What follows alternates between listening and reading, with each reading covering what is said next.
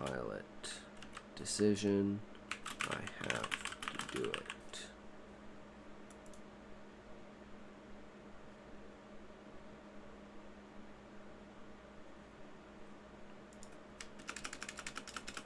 Okay. Blast out. Enemies engaged. Autopilot.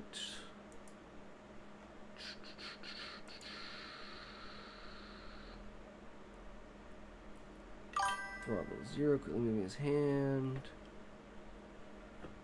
Caliber. It was good, but a bit esoteric for me. Well, that's the 4th chapter. So you're kind of coming in after like a lot of exposition.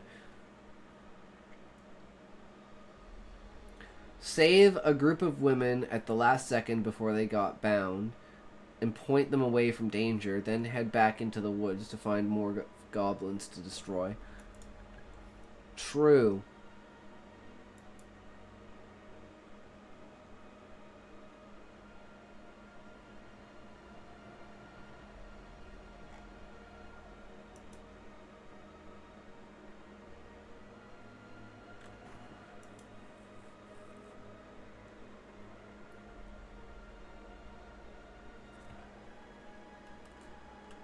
I put on violin music, and that feeling that inspired my title is gone.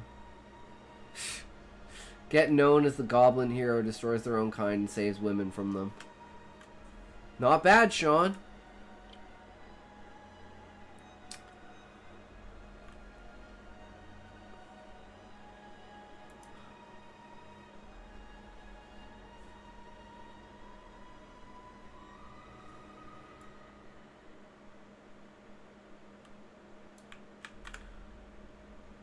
So we want to take this, put it here.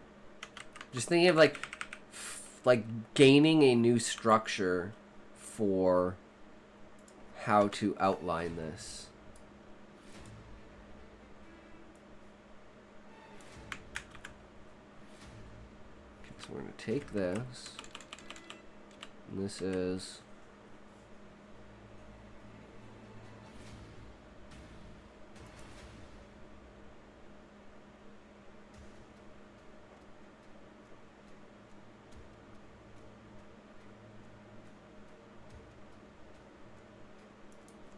I think this needs to be another paragraph.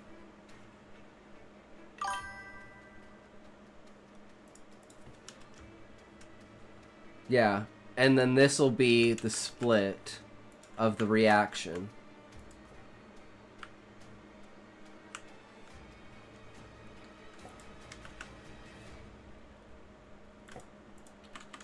And then we have the dilemma and that. Jones, your aunt.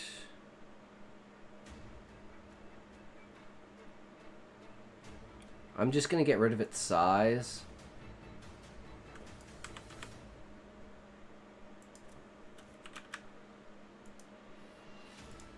I think the metallic masterpiece of structural engineering gives you like enough idea of like how massive the cargo ship is.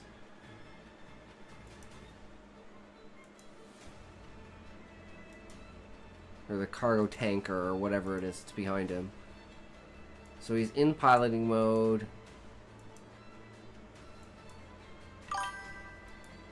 Gargantuan is a good word too. Yep.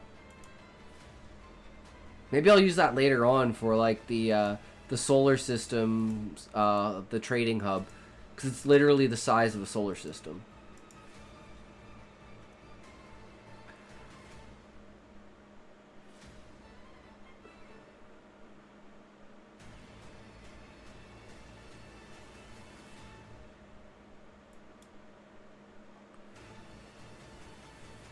Okay, and that would be the end here. So, what we want to do is not save this and re-pull this up And we just want these.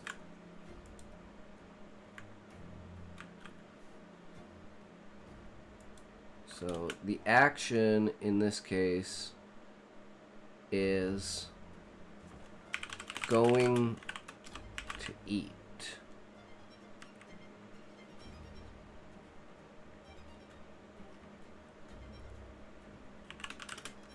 To eat food. Conflict.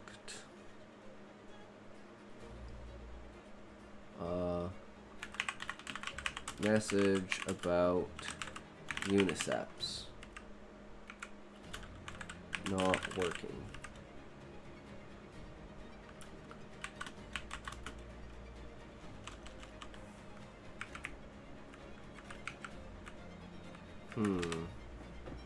I think that because I keep like the difference between the conflict and the disaster, right? This is where I really struggle.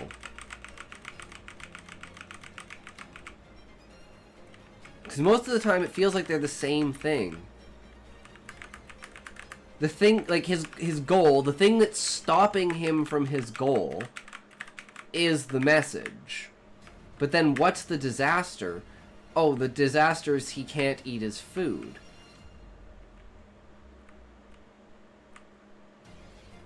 Does that make sense, or am I like message that uniceps need a restart? Cannot eat food. It prevents the goal. Reaction. Order to resume eating.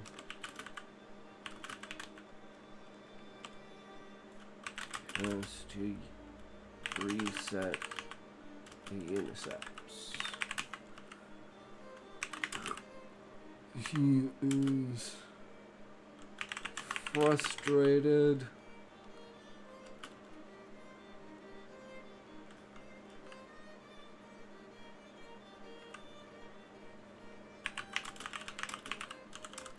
Food always be there, but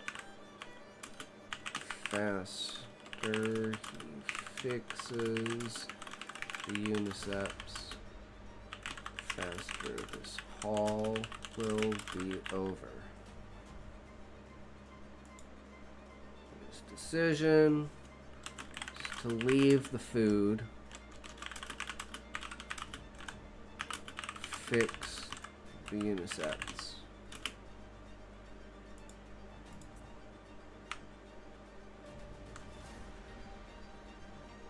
Oh, whoops. Okay, so this is the reaction. Get rid of that. Pull this up. So this is him going to eat. This is explaining the ship. The canteen.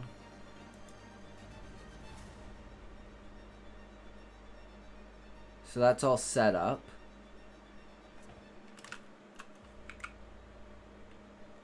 And then this is where, so I'd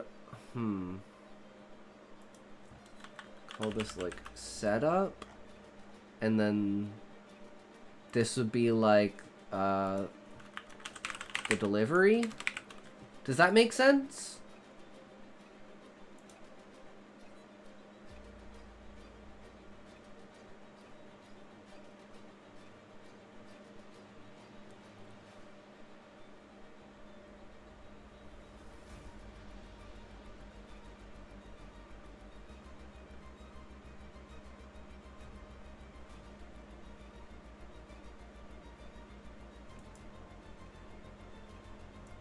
Okay, so this is a new paragraph.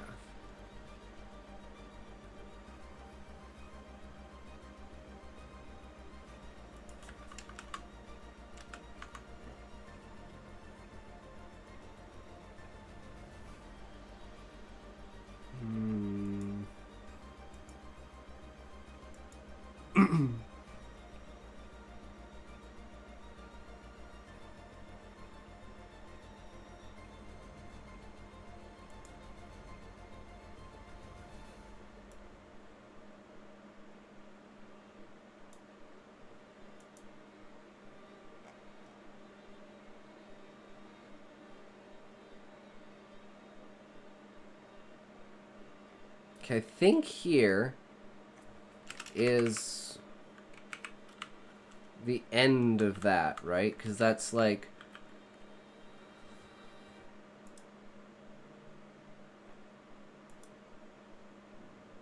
Well, this is actually his reaction, so let's actually take this and move it there. And put that there.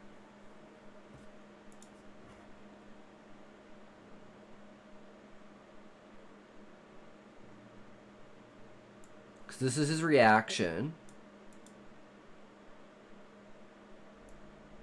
Then we have the dilemma.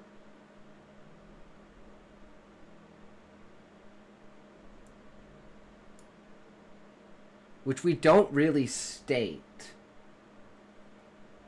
But it's like, I don't think I really need to, because that's the dilemma is kind of in subtext, and his decision is also like...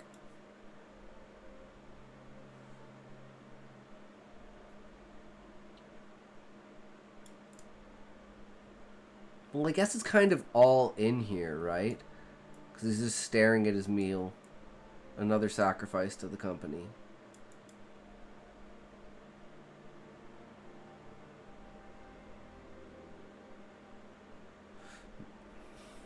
I'm thinking, do we add something in here? Is there something that, like, could we go...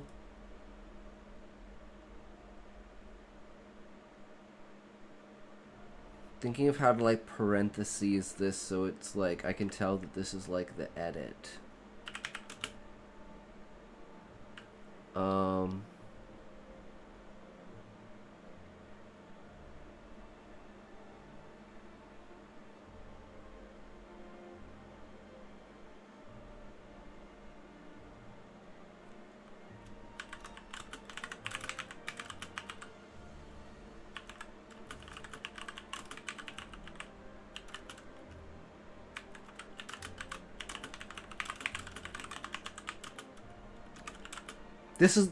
This can also be a turning point. This is like the original origin of him being like, you know what? I'm gonna start taking a stand for myself. I'm gonna stop immediately doing what everyone fucking tells me what to do, and I'm gonna start being a fucking man.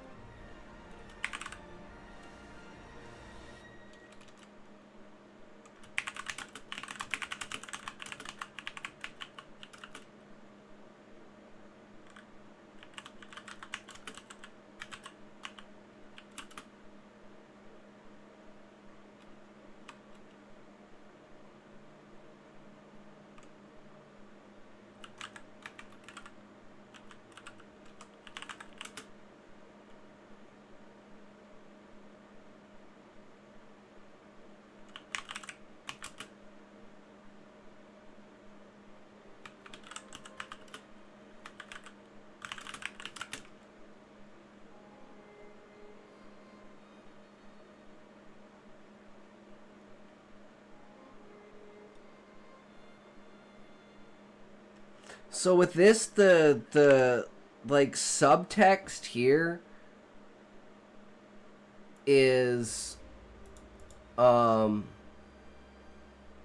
he eats the food. I'm not gonna state that he eats the food because I kind of already have. Like, he's like, another sacrifice, and then he sits back down and he's like, no, fuck this, I'm done. And he finishes his meal.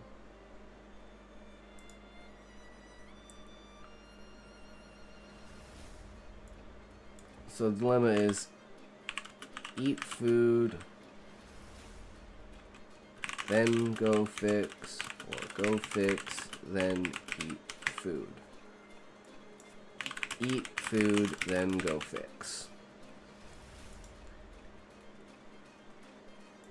So I think this is a huge thing, because this adds his mentality shifting, which is like the idea of the beginning of a story is like an event that causes a character to shift. And for me, like the straw that broke the camel's back is like my fucking life with like building shit up. So that's kind of where the relatable part for me comes from. And then just adding in his refusal to do that and calling the people on the station incompetent, because that'll come back for when he's like basically dying and they're like, after he fixes the problem, they're like, oh hey yo bud, you need any help?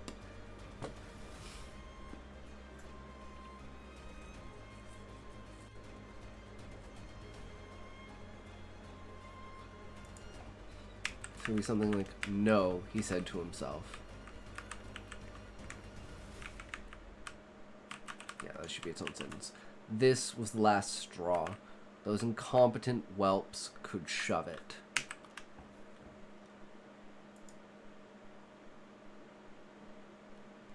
Okay.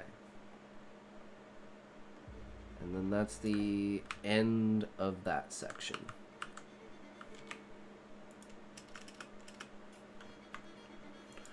And the next one...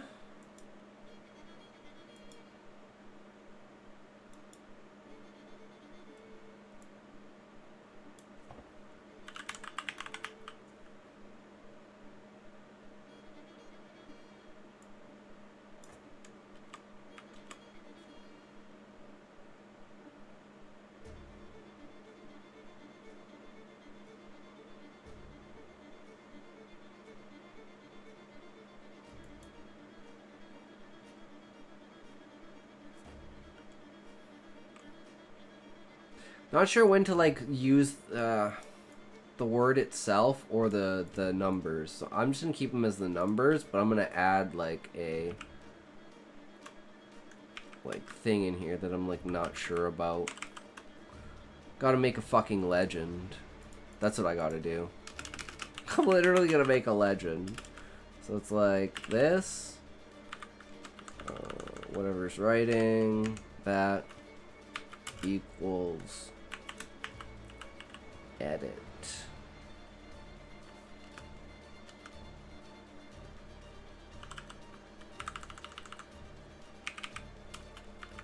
Equals not sure about, come back later.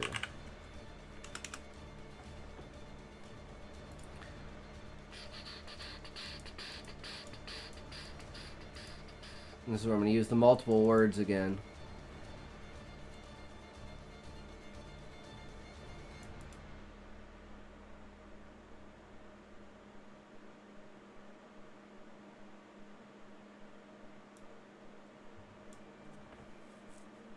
Oh, actually this is addition. I'm just going to say additional text.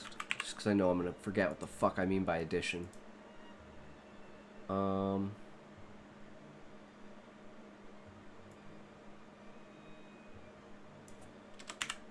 can just say effortlessly finding his way. When he has musings.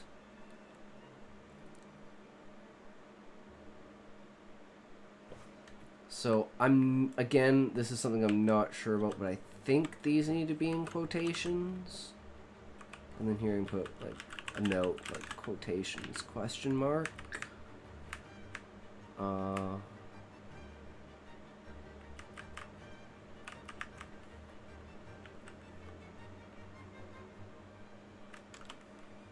Never cared about this ship. It was always just a piece of outdated junk. The best you could get is... So... if I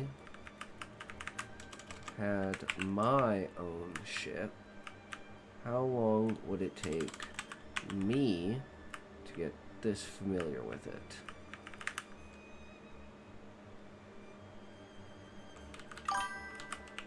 I'm writing on Notepad like Senpai. It's nice because Word feels like it is forcing changes on you all the time. I fucking hate that shit, Eggy. Where it's like, no, you did that wrong. I'm like, I'm not in the editing stage. I don't care. And you know how I fixate on shit. So I just try to, like, spend the entire time getting rid of the line. And I'm just like, no, not dealing with it. Get the fuck out of here. Notepad easy.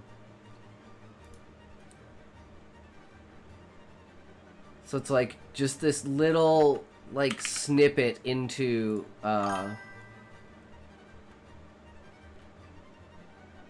inner monologue.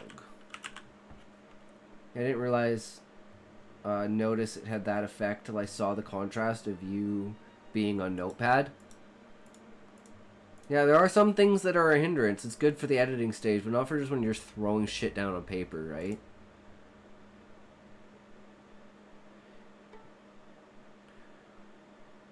So the question is, why are we going to his inner monologue?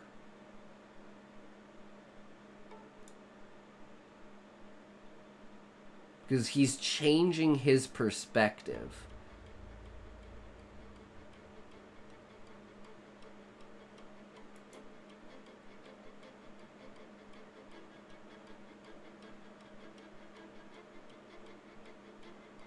Because this is like prompting his thoughts of owning his own ship.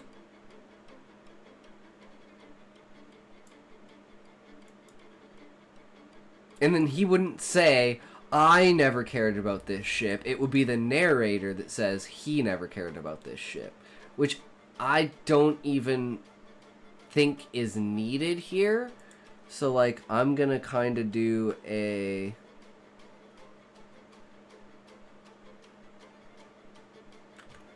Let's do, like, a squiggly here.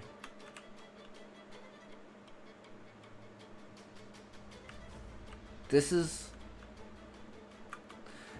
exposition that I don't know if we need. He never cared about this ship. It was always just a piece of outdated junk. The best he could get in this circumstances. It's technology almost 3,000 years old. As opposed to just... It did its job. And he was thankful for that. It had managed to keep him on a steady income. Do I need... this bit?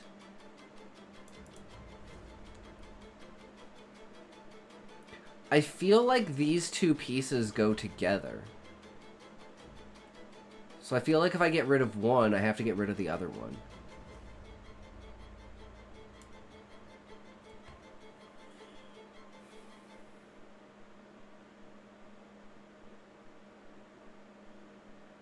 I'm like, what happens if I get rid of the first one? If I just get rid of the quotations of him just saying, if I had my own ship, how long would it take me to get familiar with it? But I think that one's more important because it's showing he's now asking himself questions about how he can improve his life. Whereas before, he wasn't asking himself questions about this. Right? So I'm just going to leave it like this, and we can come back to it later after we've thought about it. So we'll add like squigglies as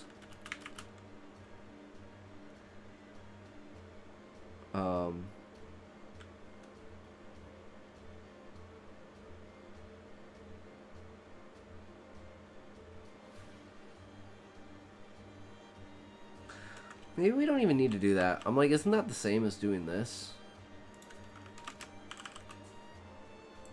I'm just trying to do shit for no reason.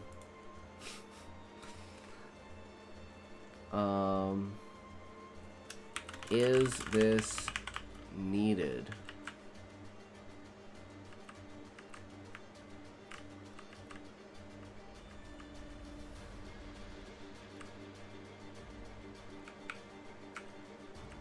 So, let's look at the scene and let's say, what's his goal?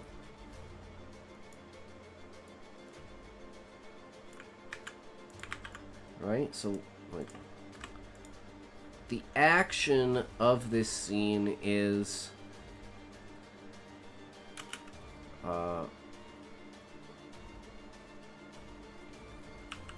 inner reflection. Goal would be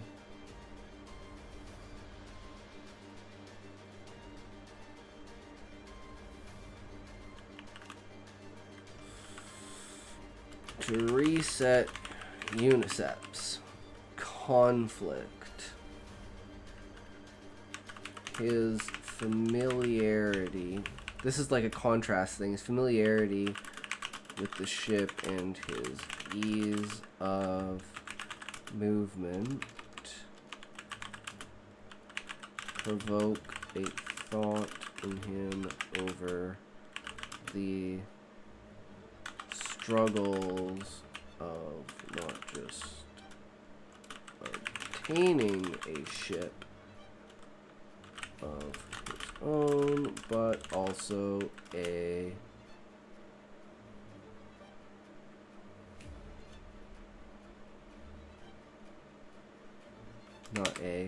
but also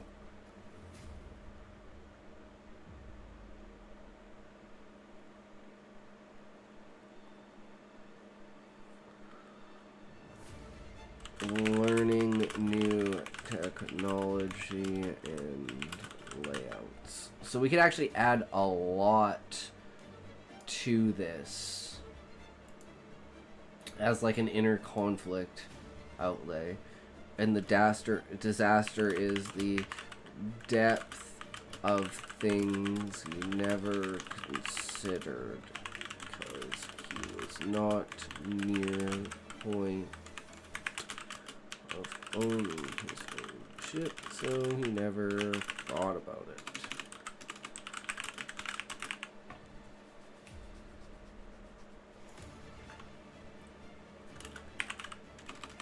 And then this would be the reaction, is this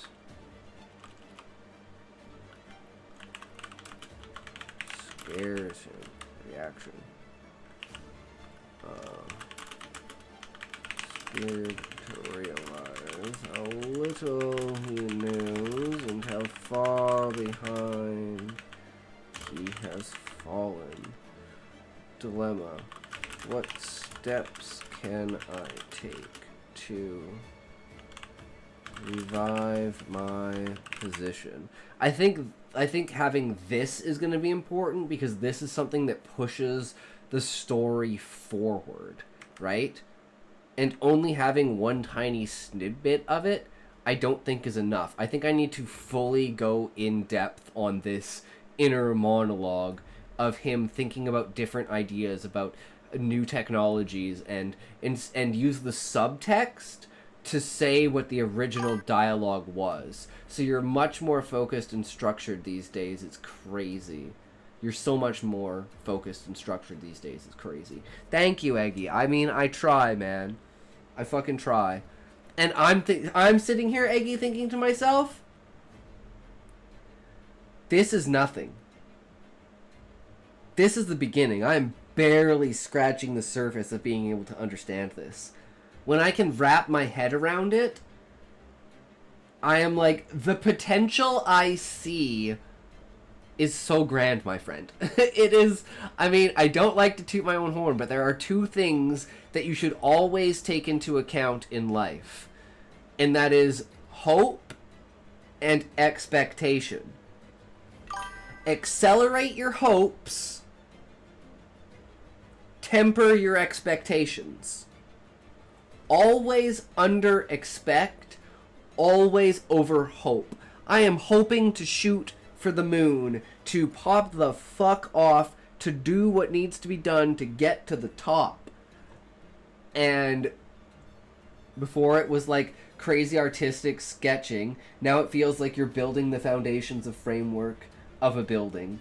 Yes, exactly, Eggy. And that's this is what I'm waiting for, Eggy, is wait for my art arc in like 6 months when I've secured the foundations of writing and I want to move on to art and I start drawing.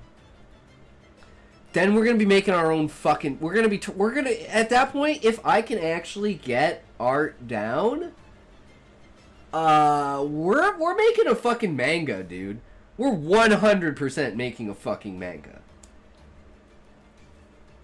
No questions asked. Hand drawn from the start. Fucking boom.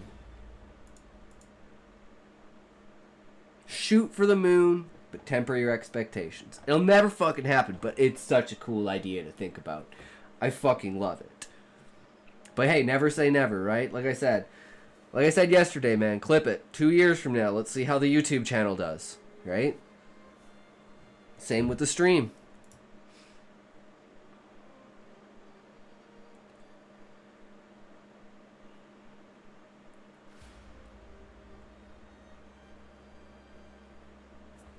Yeah, that's just the end of it. Alright, let's take a toke. I'm gonna take a piss, too.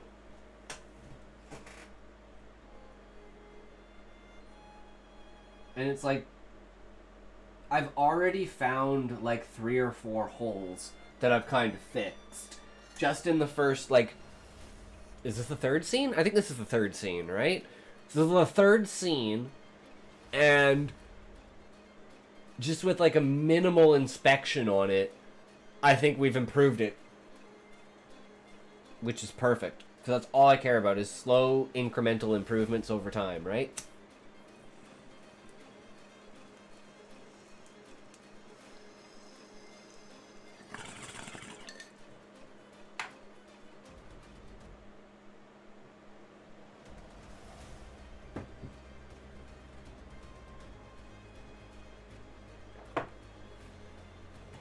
Alright, I'll be right back.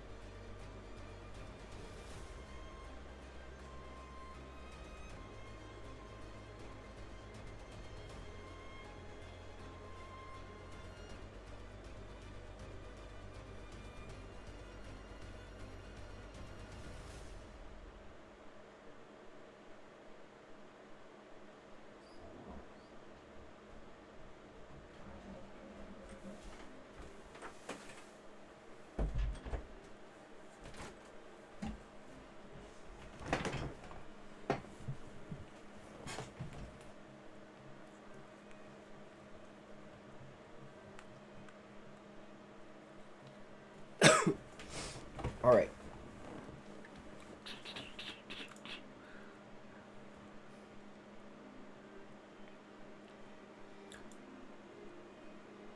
Okay, so we take this. Right, decision. Take steps to improve his life.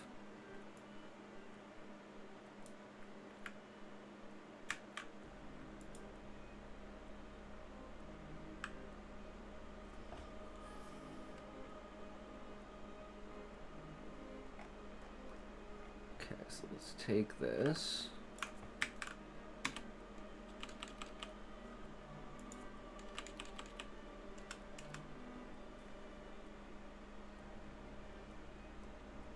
Cargo bay.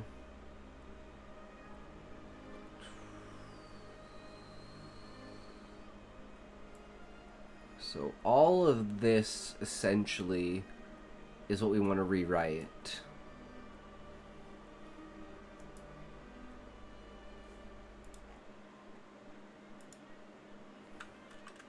Should we call this a rewrite?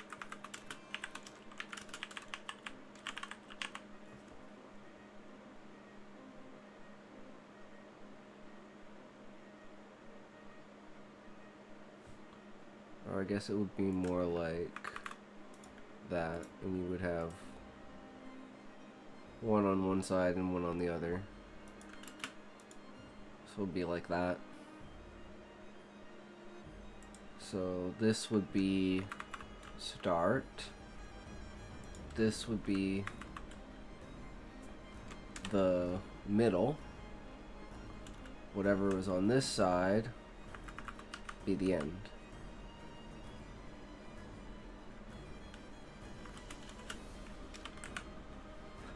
So this is the new version. So this is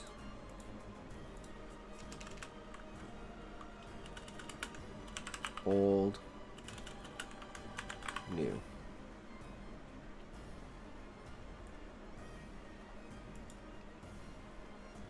Okay.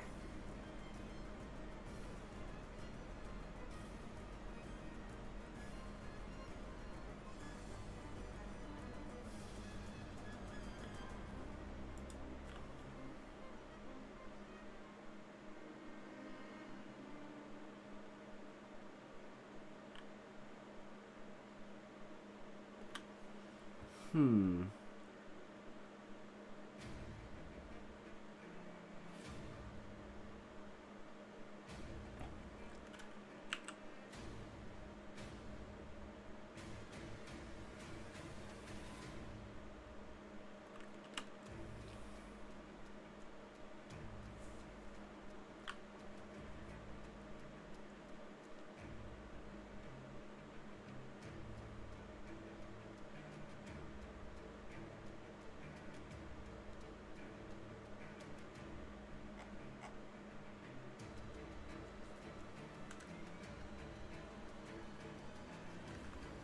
Hmm.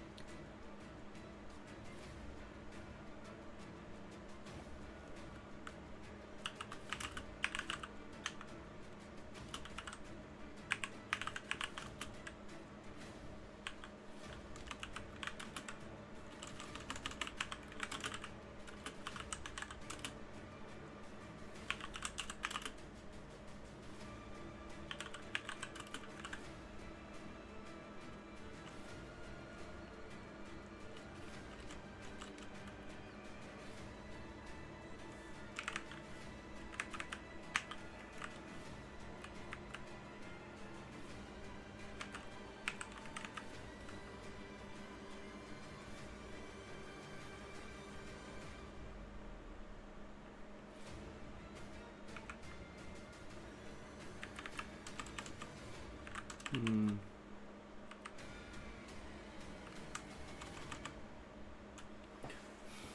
So we want to keep that concept. And we need like an inner monologue of how he's thinking about this. So he's like going through the ship and he's like the thought of this being too easy hits him. And he's like,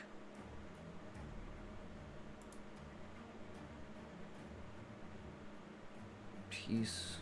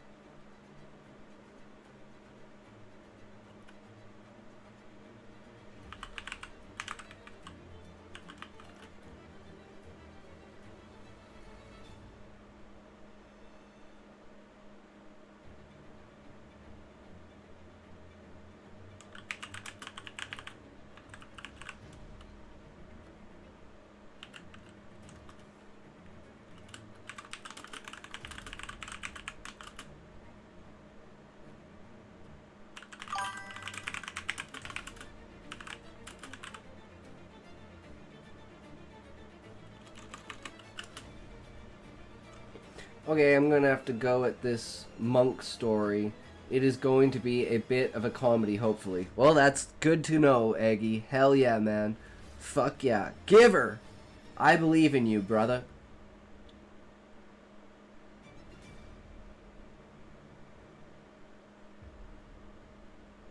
I have the initial intro. Let me know if you think I should have a run at this. You should definitely have a run at it, Eggy. I would love to hear your story. On a rare sunny day on a bog-covered rock off the coast of Scotland emerged Bruin.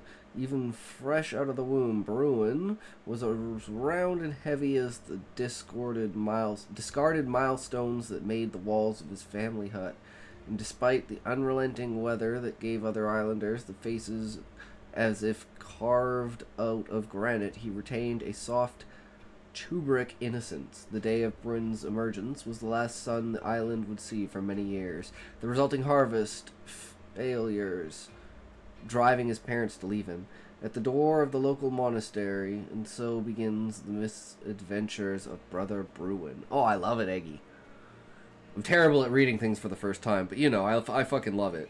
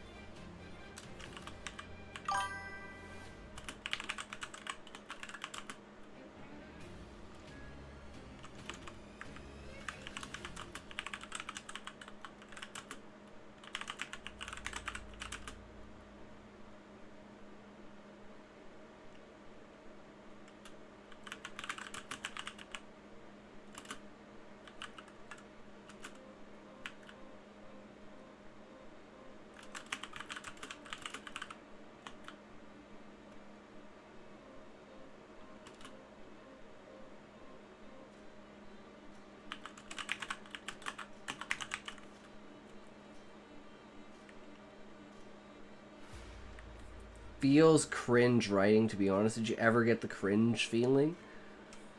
Yes, Eggy. It's the same as anything else. You just have to get past that point. I feel that way with absolutely fucking everything that I do. But then I look at the things that I do and I compare them to other things and say, nothing's worse than cross-dressing, so fuck it, right? But what's weird is cross-dressing doesn't feel cringe.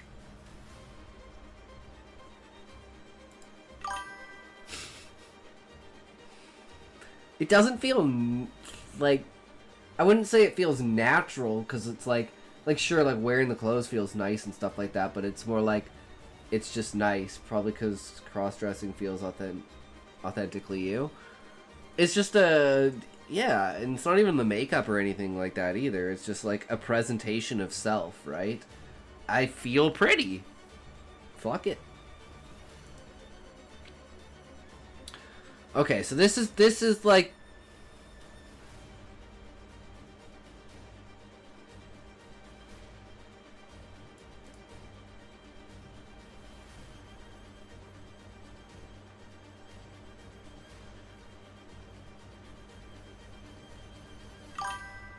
I'm not sure about the whole trans thing sometimes, but super strict gender boundaries are fake and gay. I'm like, you can first of all, it's not the entirety of your personality, and secondly, it's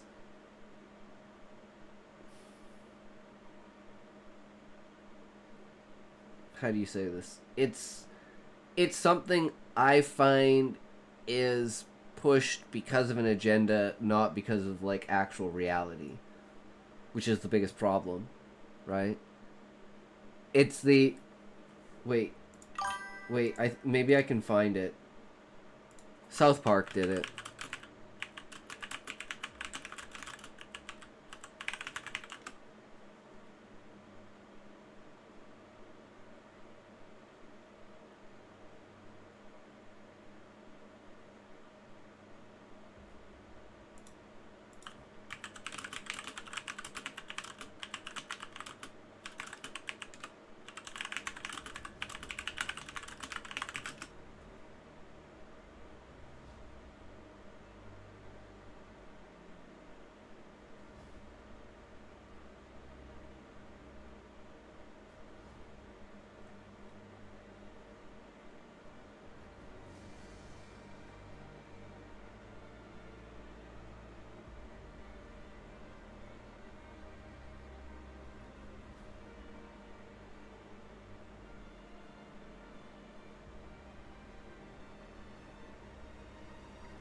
I don't think I can find the actual fucking clip.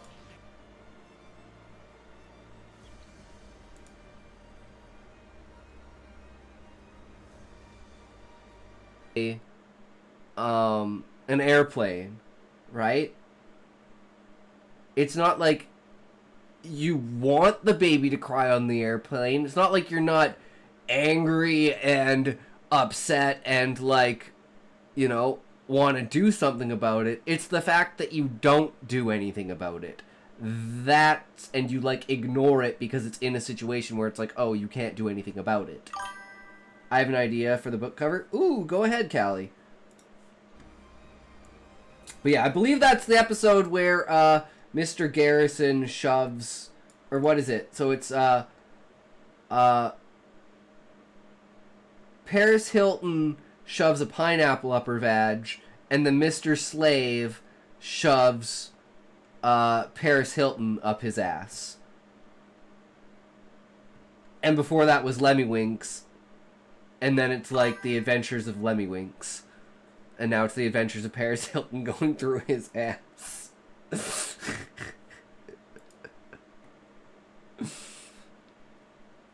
Okay, so this is the new.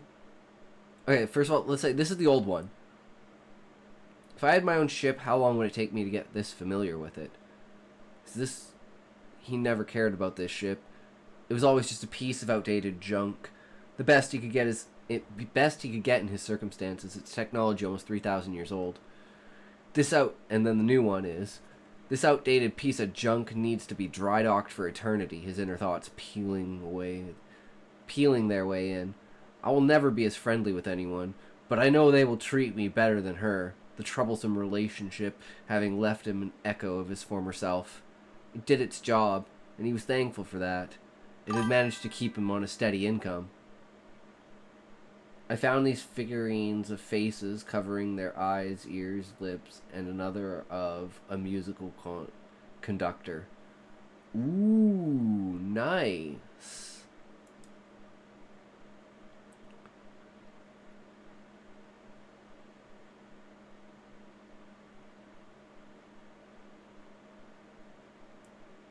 So here's like his inner response, right?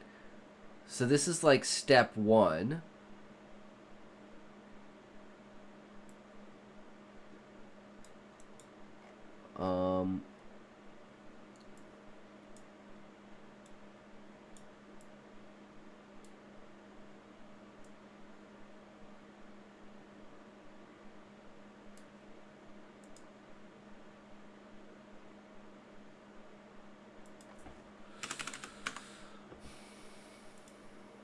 Okay.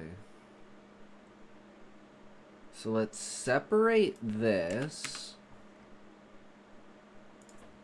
and this.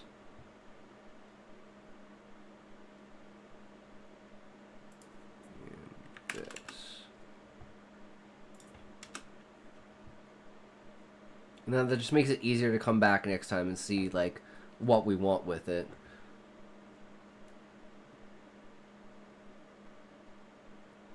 He wanted more, though, after 10 years of trucking. So we're telling how long he's been trucking for, why he's alone.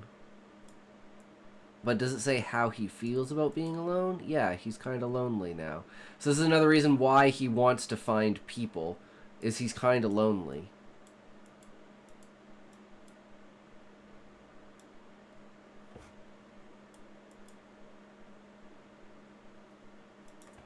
I don't think I need that.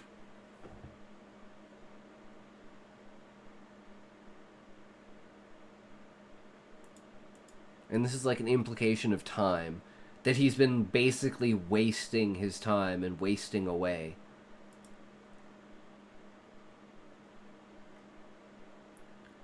So we're up to...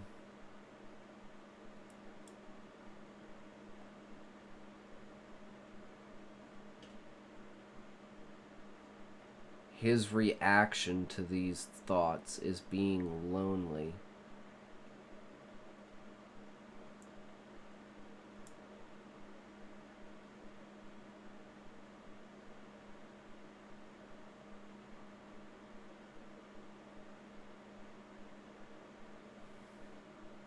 Okay, so this is new action.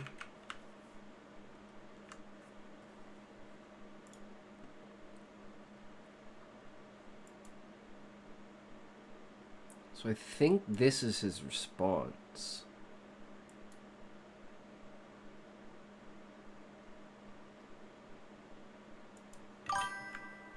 Do you find Oblivion creepy? I was kind of freaking out in the sewers. Yeah, it has that kind of vibe to it. It definitely does.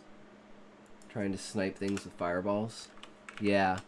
It definitely has that Dark Souls vibe. Before Dark Souls. Scares him. Scared, realize how little he knows and how far behind he's fallen. What steps can I take to improve my position?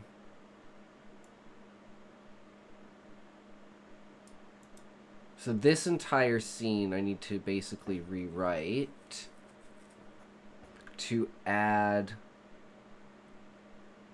that he's also scared to think about it. So he goes from being scared to then feeling lonely. And then his worst fears are confirmed in the next scene when he wakes up and the CO2 levels are fucked. And that's the real tipping point. Like, this is where he starts to think about it. And then that's the point where he's like, holy fuck, no, I need to get off this ship. I got caught robbing bread in a guard's house and got absolutely bummed by an Imperial guard. I've never played an RPG before, really. Oh, that's great, Eggy. I love it. Yeah, man, it's a good time, right? We have a good time with it.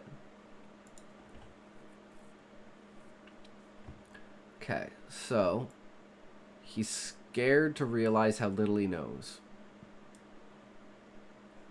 So this is the original.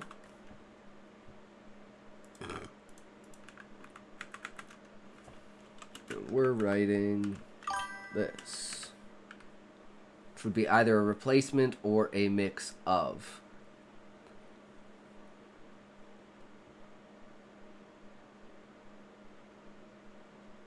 So points we need to hit.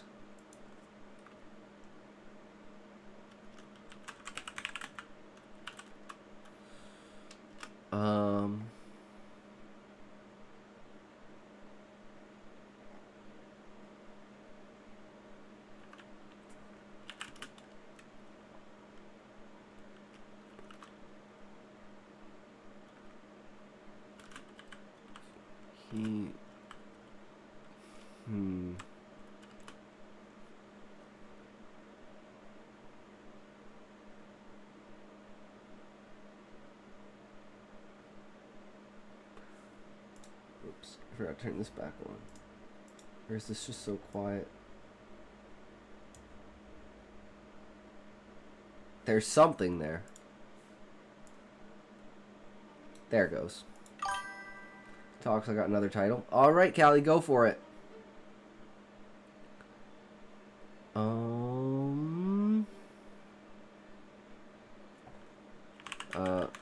Technology. So we need to mention technology. Learning.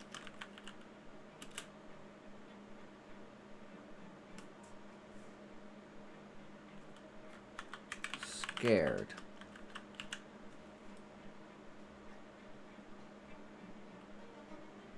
Don't let me be the music.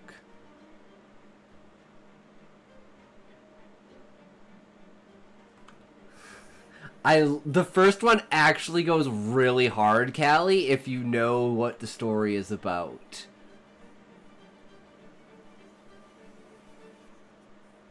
That's don't let me be the music.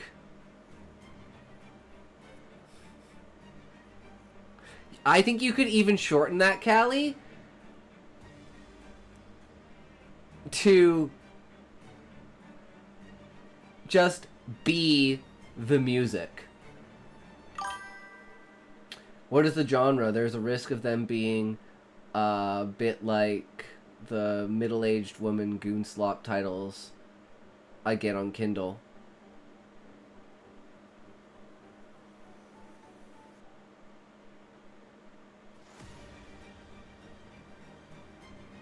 You should send those to me, Eggy, so I can, warn people to stay away from them.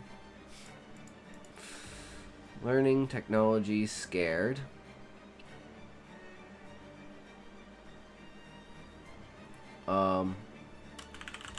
Fallen behind.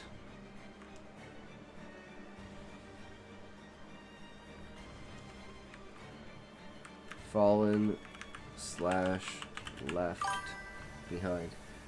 They're titled like The Loneliness of the Island. I like just the idea of be the music. Be the music, I think, goes so fucking hard. And it's like the entire book is fighting against that. It's like you're fighting against the title of the book. I fucking love that idea. And it's just a woman getting railed by a Spanish waiter. Be the music is tight. Yeah. It's super tight. And it's super, like, ironic. Like, it like fills all of the it checks off all the ticks for like catchy, like curiosity, like what? And it gives you a topic, which is music, which is a huge part of it. But there's always the twist. And then you're falling into it. Okay.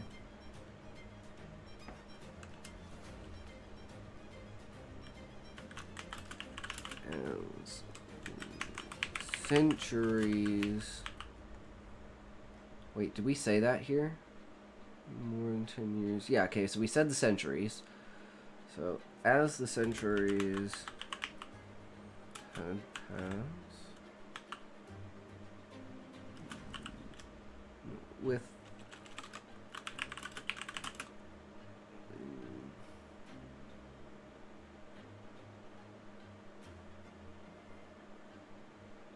because one of the things is to like show the gap in technology over a period of time, right? Like, because it's like the stagnance, right?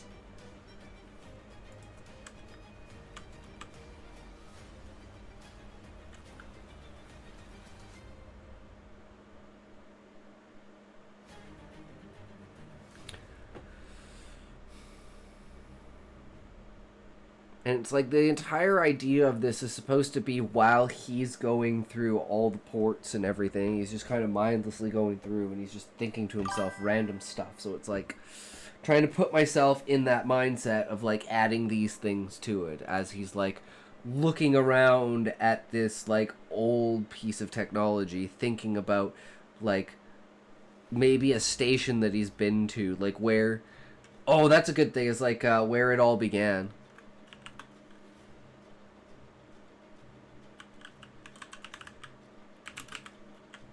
Thinking back to where it all began.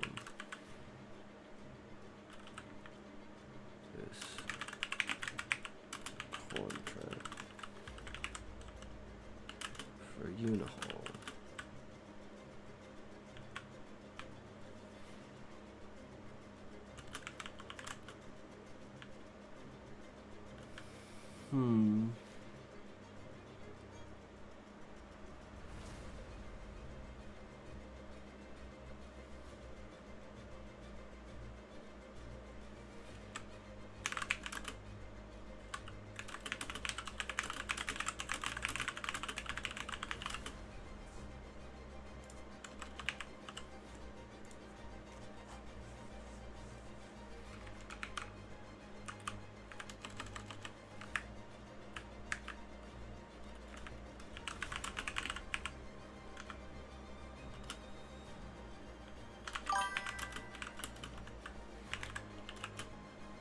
Sorry, random question. Oblivion, does dialogue matter? Because I choose a chat option and then they speak and then it makes me select the other option anyway.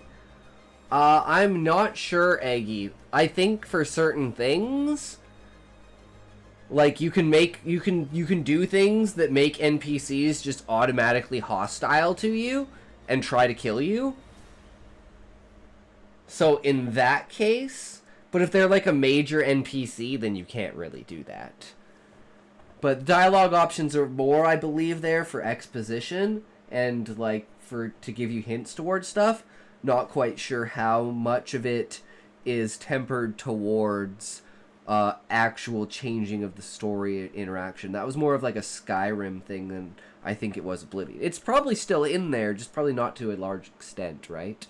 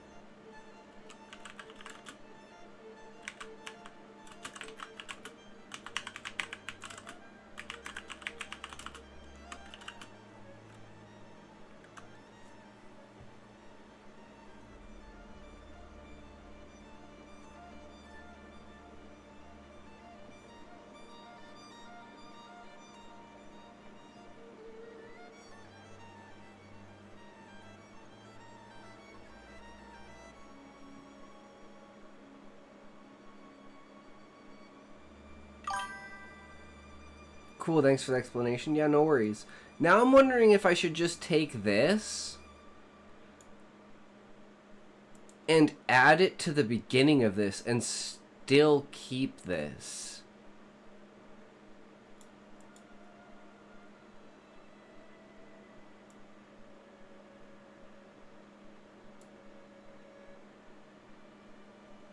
This is subtext that doesn't need to be said.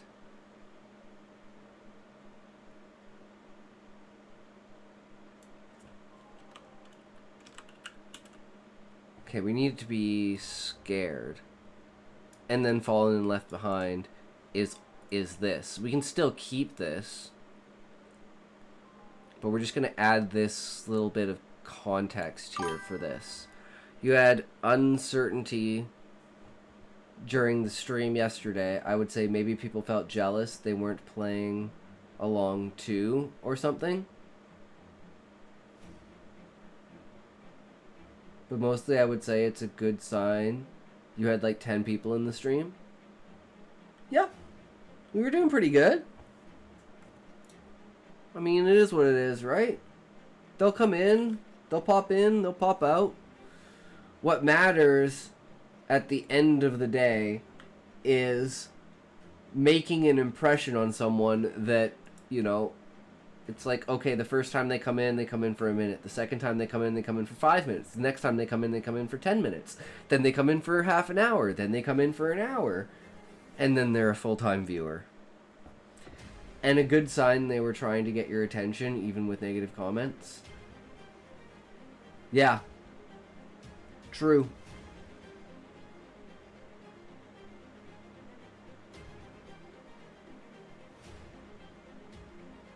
But hey, that's how you grow. You have to be put in those kinds of situations. And that's why I like to do different things, because it does put you in those different situations, which then makes you question certain things, and you have to get over that. And that's basically what I taught myself the first 6 months of streaming, and that's what I focused on. So as I was like, the worst thing you can do is pop off at the beginning and not be ready to pop off and then just drop off because you couldn't keep the train, right? You gotta learn the tricks of the trade in the shadows, and then once you present yourself, you have the infrastructure and the knowledge to carry yourself to the moon. I'm basically trying to say I don't think you're doing anything wrong, and ignore the negativity, if that means anything. Yeah, Iggy. And it's more like, take it as constructive criticism.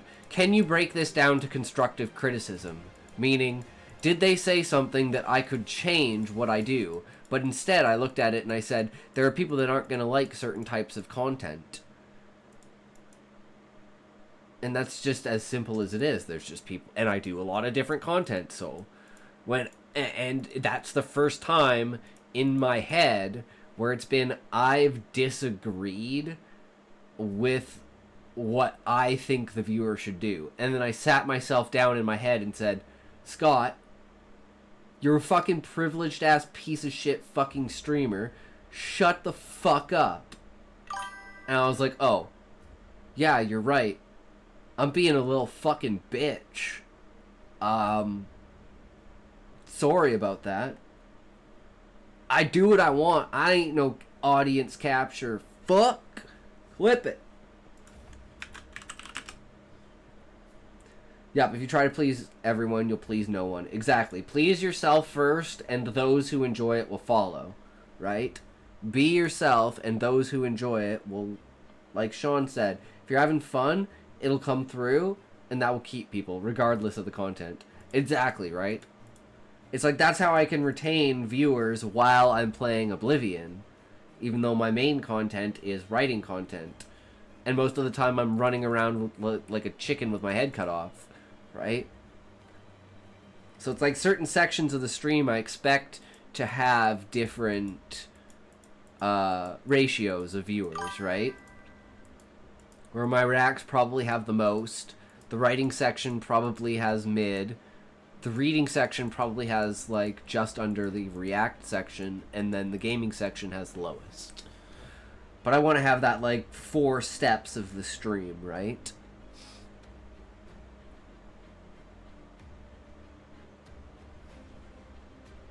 I don't even think I need to add that. I think we just go with this for now. Oh. Left him with a fear of unknown. If he feel bad for mocking you when I realized I spent an hour playing with no trousers on because I was in first person view.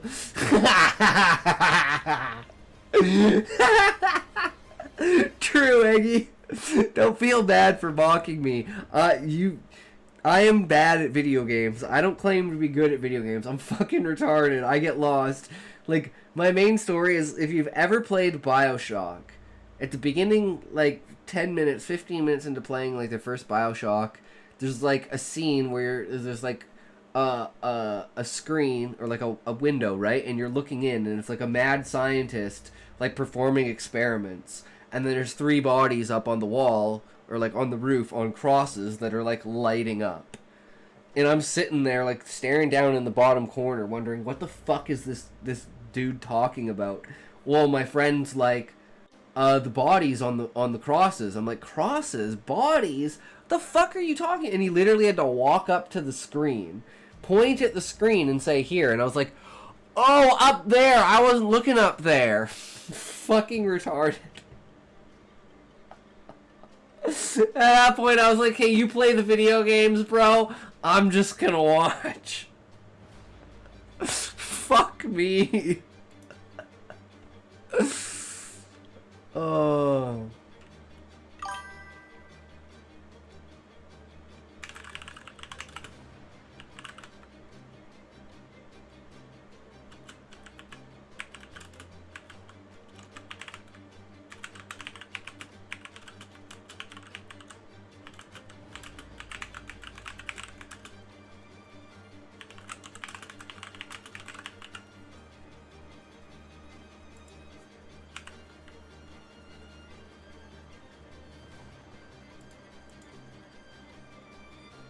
This is my, like, abstract, poetic essence here. If he continued this path, recovery to a world of fascination would never come. Not sure if recovery is the right word.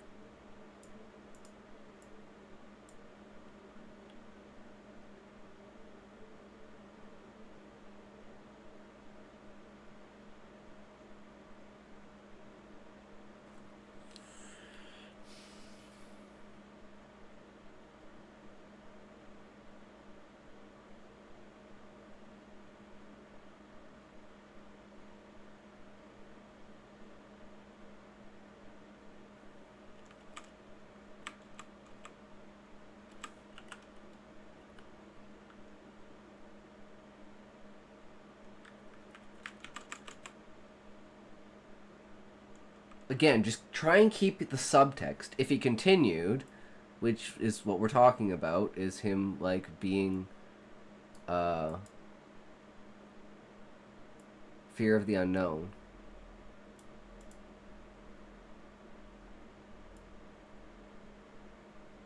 I feel like this is out of place, though. Getting rid of though. He wanted more.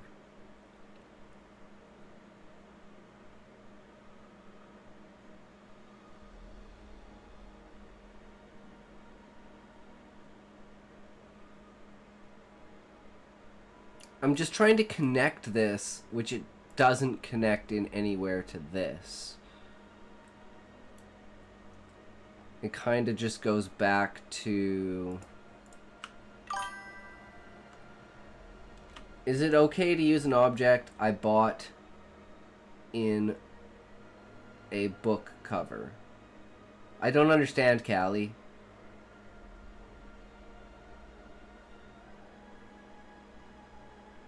Oh, you mean like an object in real life?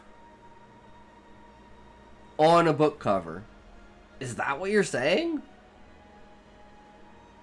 I'm pretty sure you can put whatever you want on your book cover, Callie. Like, take a picture of the object.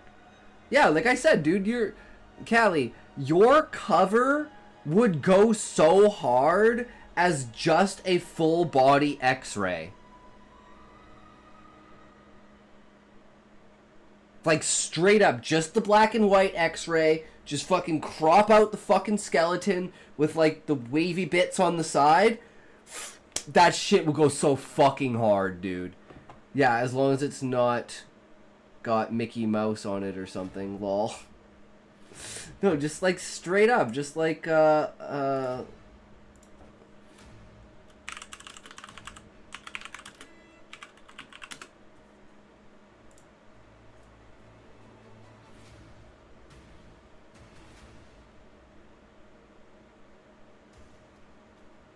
even something like this. Like, I think this was what Sean was talking about. If I can fucking goddamn...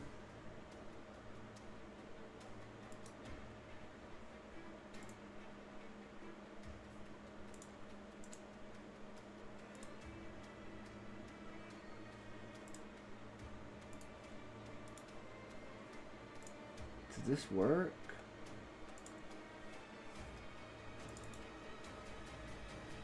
There.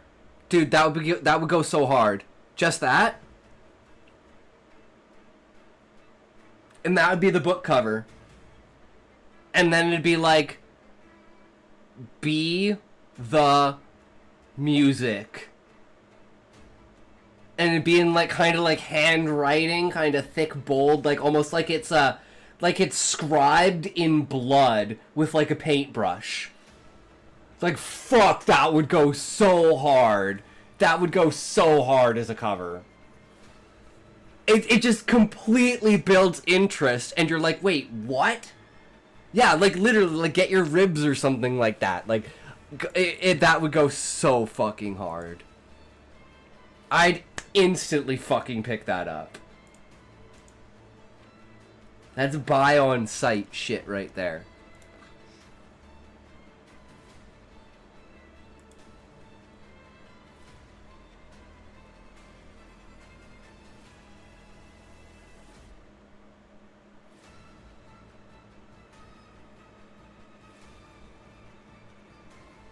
Okay, maybe if I take this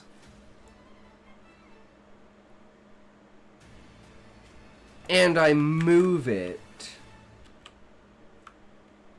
up here,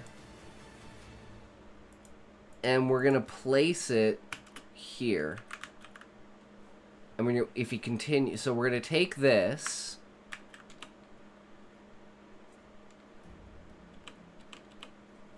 and we're gonna pop it down here. So it would be, thinking back to where it all began, his contract for Unihall. It had shown him a world he could not have imagined, the feats sown by men, from analog to digital, from pipes and valves to terminals and neurolinks. It left him with a fear of the unknown. If he continued, a world fast... Oh, wait, no. I put it in the wrong spot. Hold on. He wanted more. After 10 years of trucking, he had seen many of his peers move up into the business class. Those who did had died centuries ago. Jervik felt alone now. He had taken the longest routes, but he had never imagined they would... he had imagined that they would never... Jesus, I don't know why I'm doing negatives. But he had imagined that they would have stuck around longer. If he continued, a world of fascination would never come.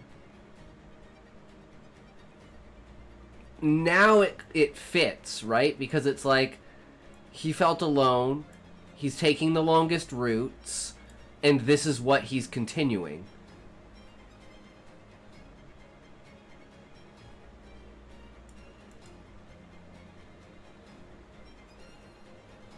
So I think this is the best place for it. I think that fleshes out a little bit more about his thinking.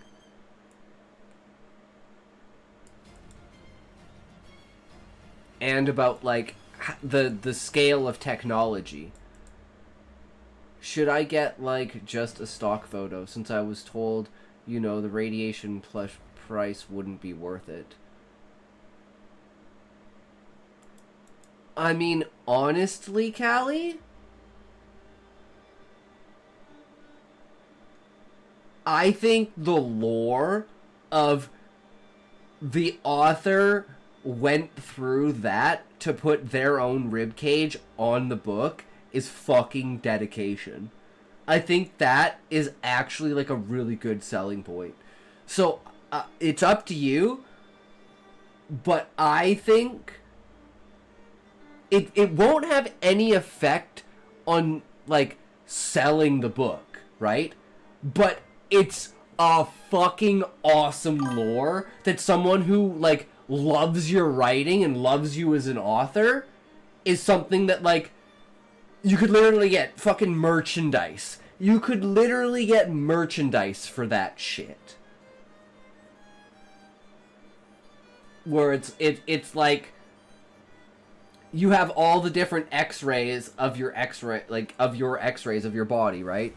And you put them on different merchandise and sell them.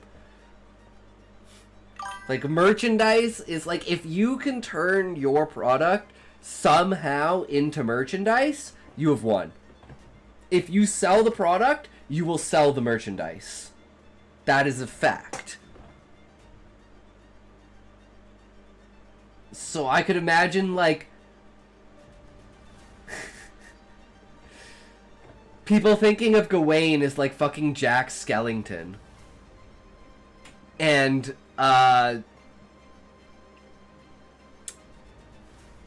Wait. Wait. You're breaking my mind here. What's the character? What's the female character? I just realized. Yeah, that does sound awesome. Be the music with a rib cage. Yeah, it goes so hard because it's so you're instantly curious about what the fuck that could mean. It's like, wait, what? Okay, I'm interested. You fucking sold me just with that. And I love how people are like, oh, don't judge a book by its cover. And then Asmund says, if you can't make a good cover to your book, who the fuck is going to think that you have a good book?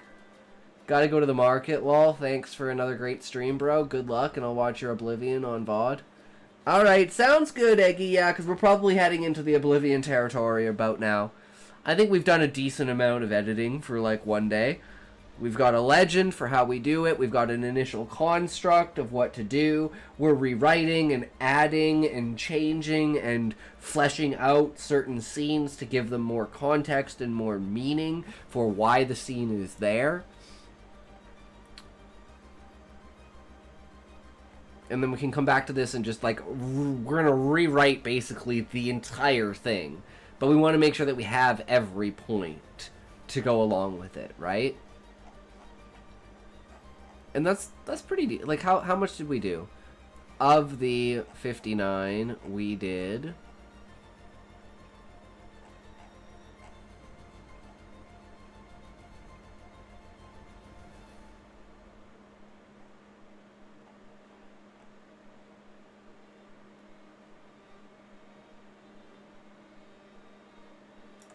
$6,000. So that's 10%.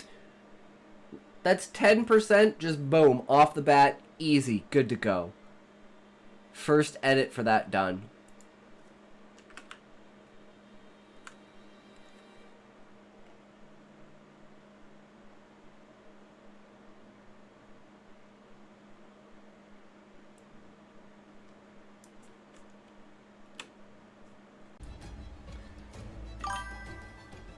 Definitely sets the setting, shows the character development of, like, finding out and the exposition, and then the twist at the end.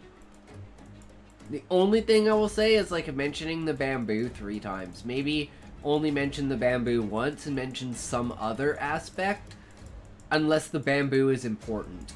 Because mentioning it a couple times makes you, like, wonder if the bamboo is important.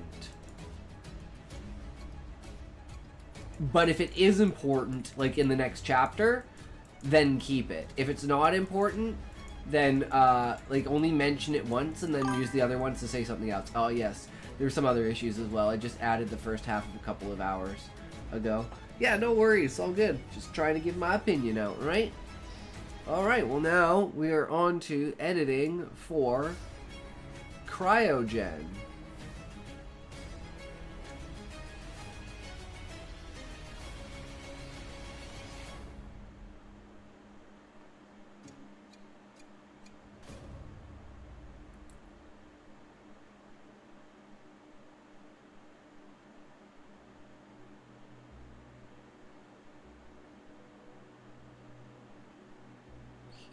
Where are we? I think this is where we are.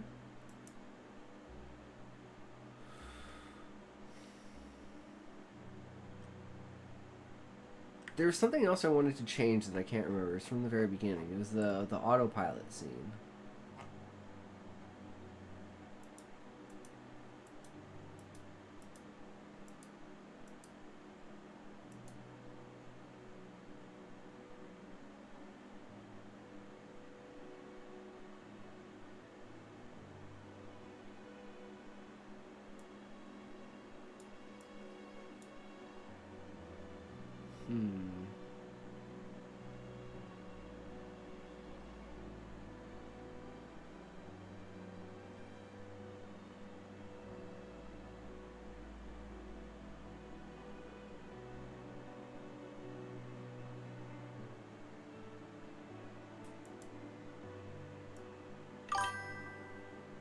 I got one thing crossed off my list to do.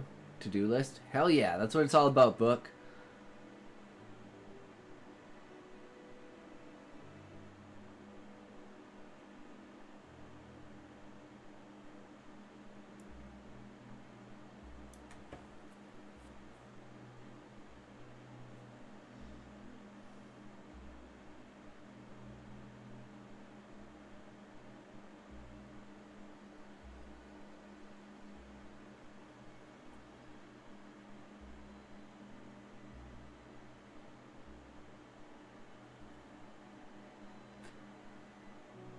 I want to change this to something, but I don't know what to change it to.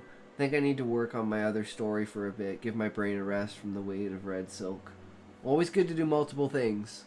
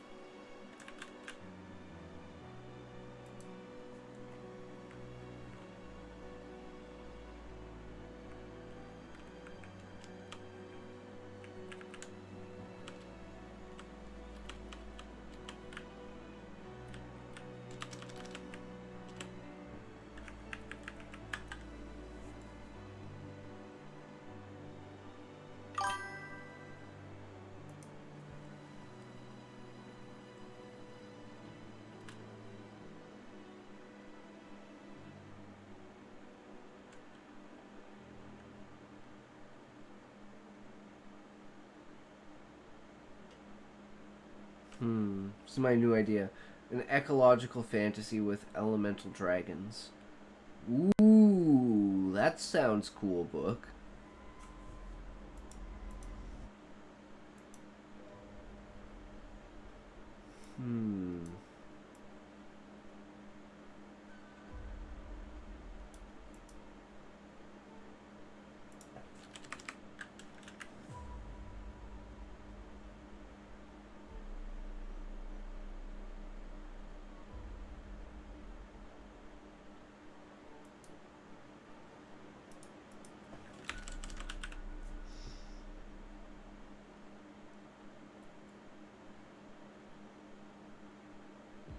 Okay, that's just one thing I was obsessing over. Okay. The main thing we're going for right now is just like, do we have the scene structure? We can worry about everything else later. Do we have the scene structure?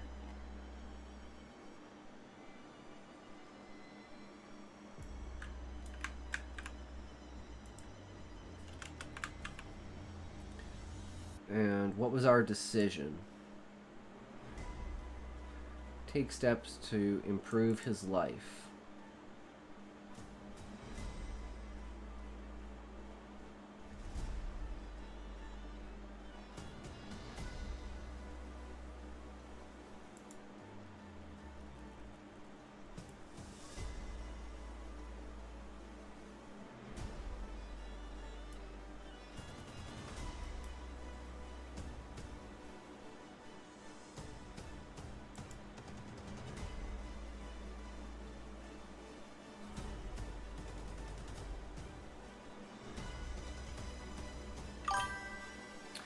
My working title for now is Where the Elements Wake.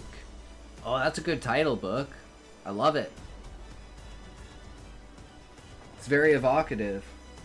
Gives you a sense of where you're coming from, and like the idea of the book is in you know, the habitat and like, you know, feeding, mating, and you know, structural community habitat type things of dragons. Like family structure and stuff like that.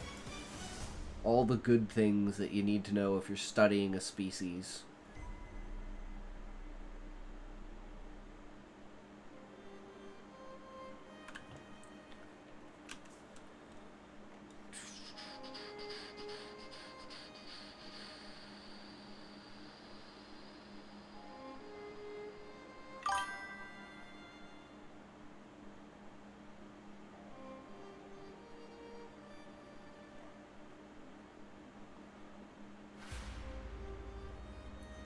Can I brainstorm with you instead of AI? See if it works just as well? Yeah, go ahead, book buyer. I'm totally down for that. Someone attempted to foster elemental dragon population without becoming a snack in the process. True, Sean. You gotta be a monster hunter to do that.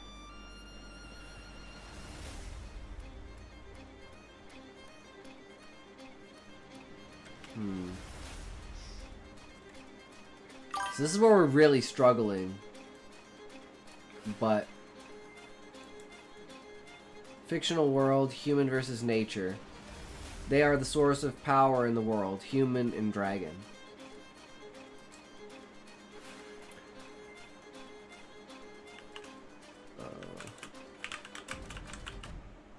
To reset unisets.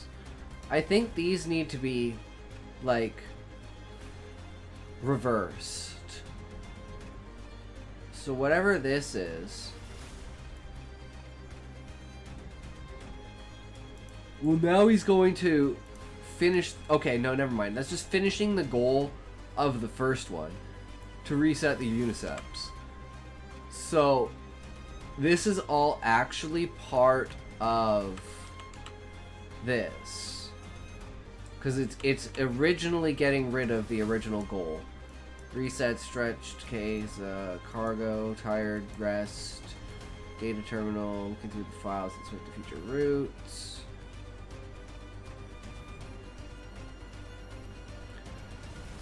So this would be the next one.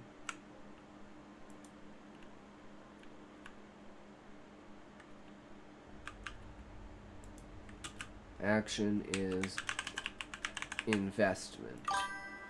Goal to improve his standing. Conflict. Searching for the right investment.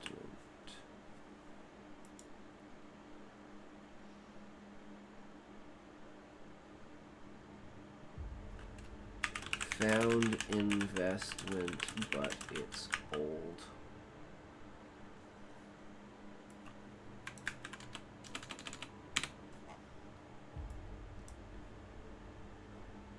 Talking about completed resets, stretched, machines below managing the cargo, hold himself over to the cargo manifest data terminal, began to look through the files, inspecting the future routes he would be taking, thinking of new routes he could take if only he had his own vessel.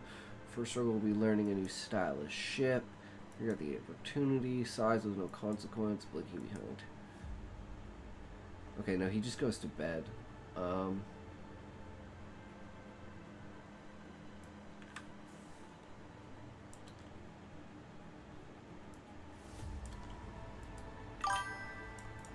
Whoops.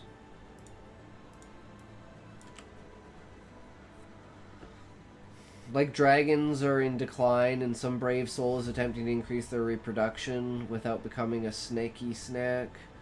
It's what the description made me think of. Might be a very tension-filled tale.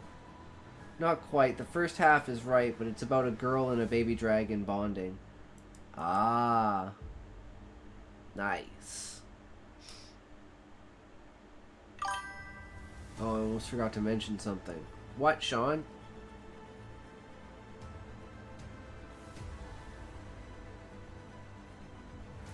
So actually, yeah, you know what? This is all still part of this. Up until here. This is his imaginings of the future. And now... Oops, we need... Fuck's sakes. This, which is action, fix the life support.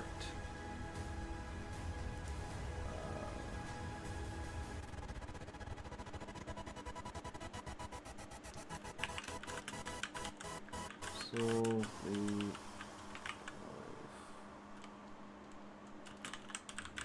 support issue has looked or he has tried everything he can think of what he is losing. Functionality due to loss of oxygen.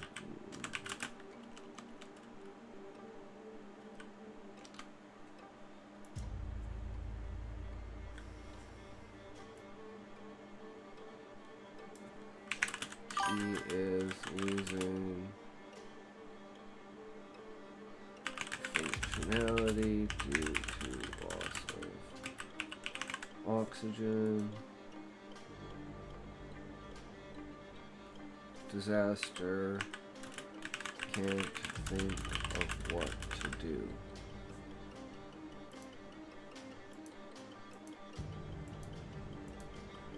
Eddie in the mix! There you go, buddy guy! Sending it off. What a good guy this guy is. He loves doing his stuff. I have an idea for a video game based on Star Trek called Prime Directive. Player is a fresh graduate from the academy. En route to their duty station, the ship crashes on a pre-warp world, and they are the sole survivor. Must survive 6 in-game months before rescue without being discovered or affecting the development of the local society. Damn, that would be intense, Sean. Just today, I thought if it could work for a TTRPG instead. All players are survivors with the DM picking the tech level, environment, and alien species type. True.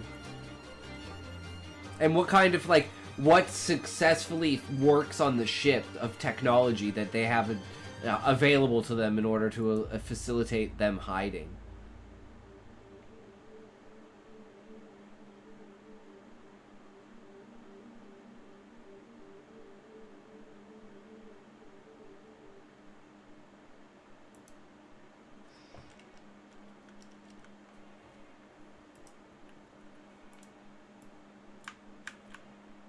And this is the reaction. Thinks he's gonna die. Dilemma.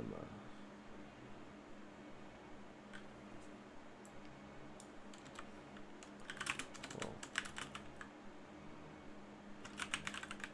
he's panicking.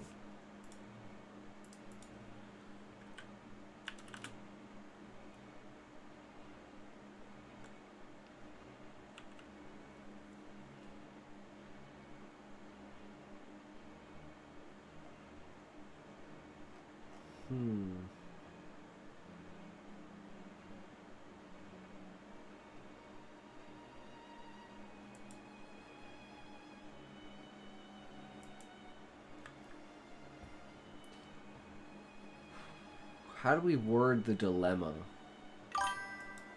Counterpoint. I know this has been done before. Romance story where they become romantically involved with someone from the pre-warp world and have the dilemma of whether to remain there with them or return home. Ooh, true, Levi. Power is limited. Must make smart decisions before time runs out. Make contact to ask for rescue. Use med bay to alter appearance and insert subdermal comm unit. Then ensure the ship isn't discovered. Solutions vary based on tech level. In Roman era, just bury the ship if possible. At high tech levels, must self-destruct ship, etc. Makes sense. Out of options. Start from the beginning with a clear focus.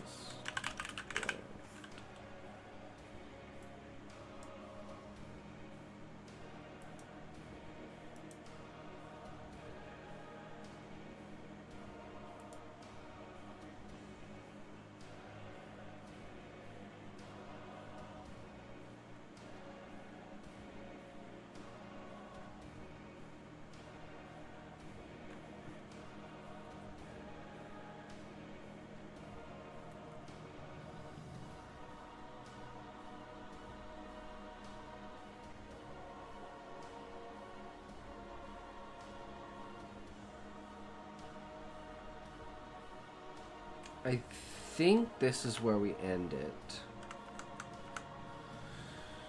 And this is where he has, like, a new...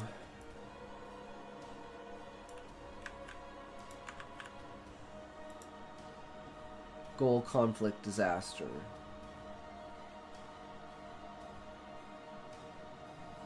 Goal here is... Okay, so this is... Never use a phaser in a situation where you're unwilling to kill all sentients, or else capture them to remove from world at end of rescue. Now that last one would be a hard sell. It would work, but would also be frowned upon. No matter what, there will be a courts martial hearing, even if it's a formality. True, Sean. Can never get away with that kind of shit. So the goal is to find an investment. Conflict is...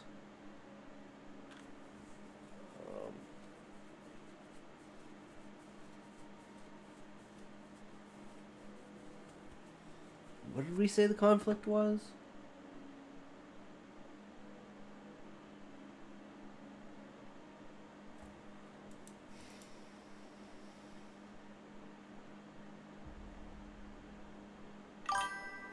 Basically, the idea of video game was to be a survival puzzle game or stealth survival. Interesting. Interesting, Sean.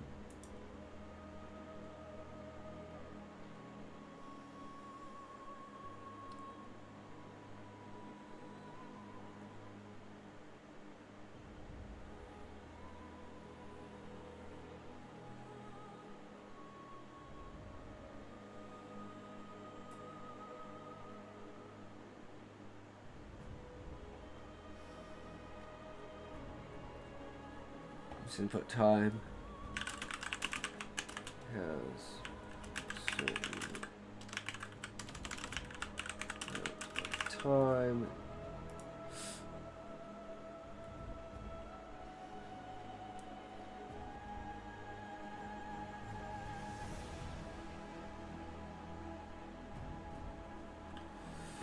Okay, let's just hold on here. Just go decision. Start from the beginning with a clear, focused mind.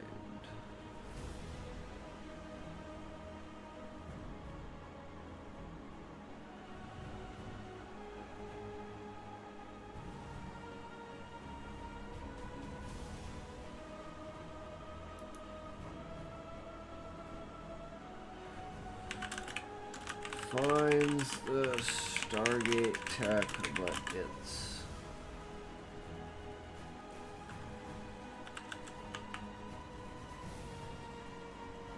old.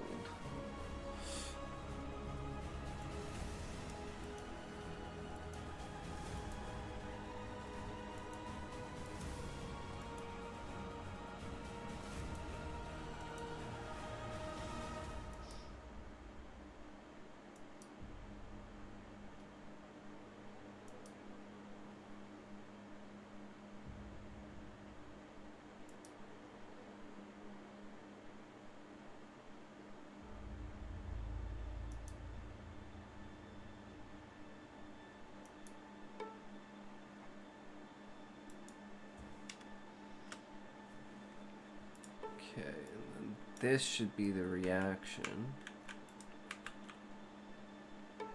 which is found Stargate tech. Dilemma. It's 9 months old. Decision.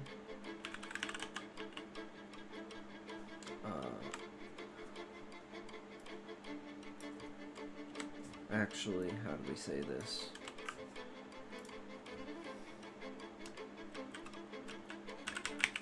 Reaction is happy. Dilemma is...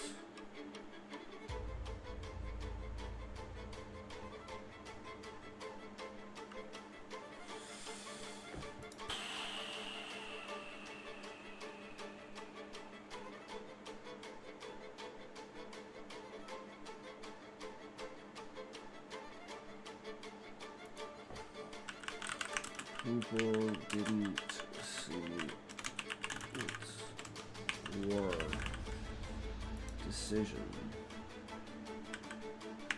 See this is vests.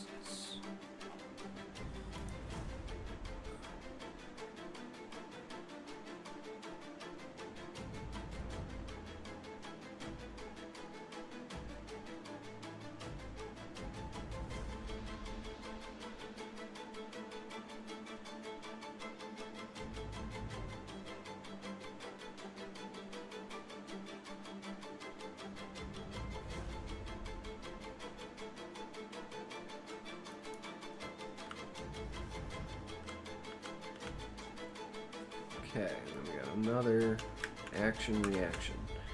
So goal. What's the goal here?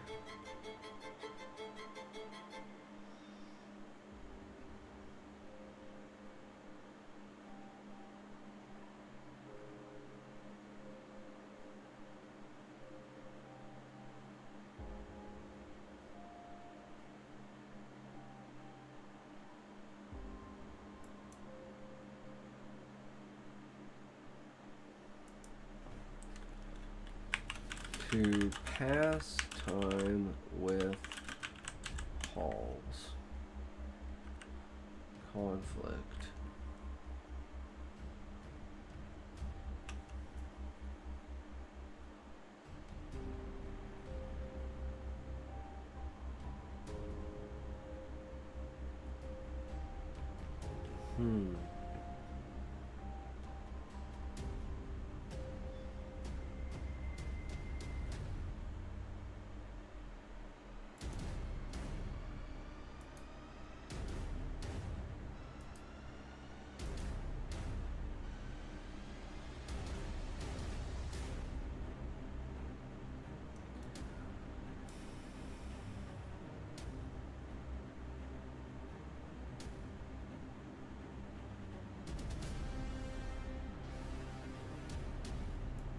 This is supposed to be like a huge time skip.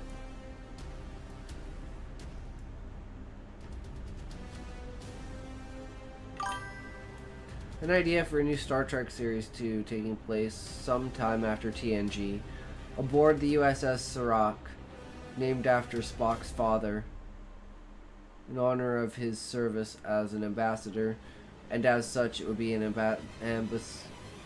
ambassadorial ship focusing on disputes between various worlds and the politicizing involved in maintaining peace. I think it could be a fun show if handled correctly. True.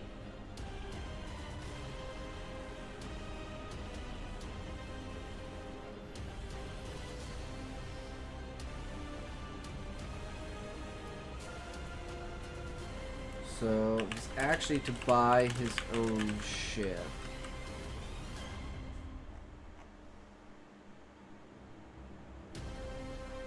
Conflict is no responses. Or is that the disaster?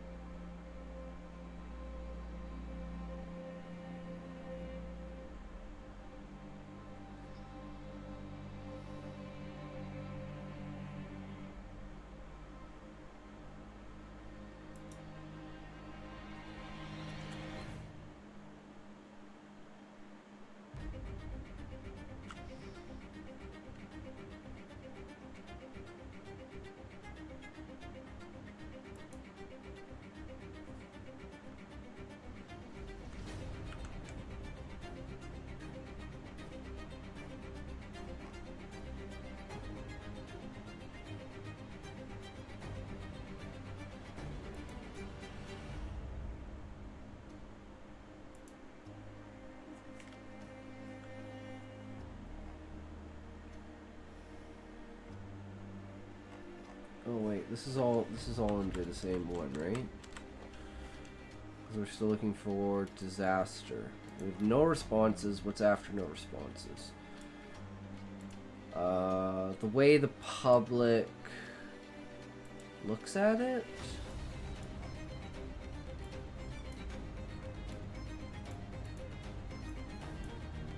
Yeah, so the disaster is you are not ready for technology.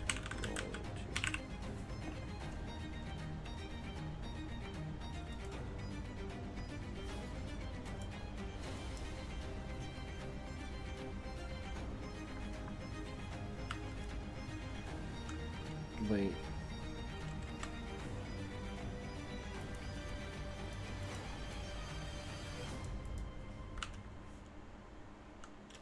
Okay, now here's the reaction.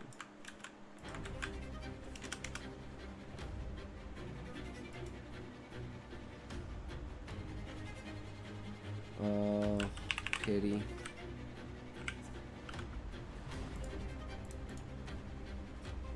Dilemma.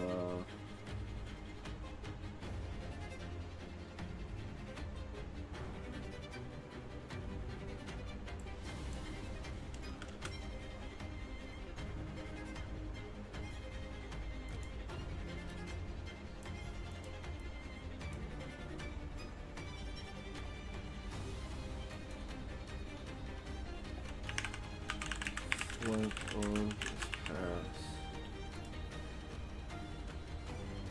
Dilemma. Did he have anything?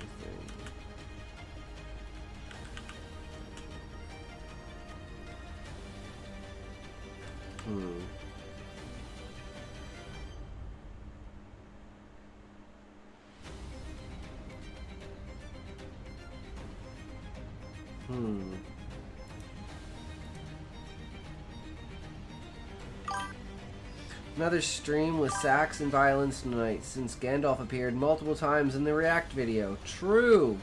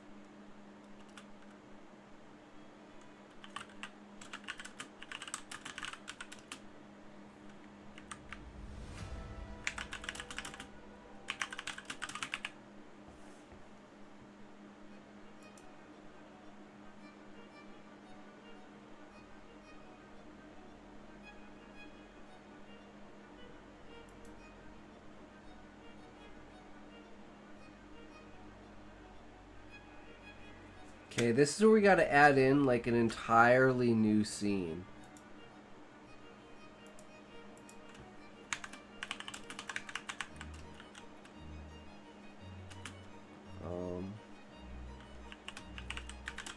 Truck stop.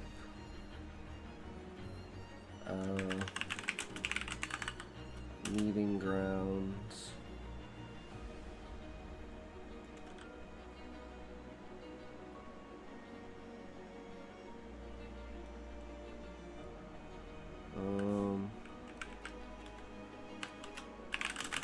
Needs to be referenced in another scene above at some point, so it doesn't feel jumbled.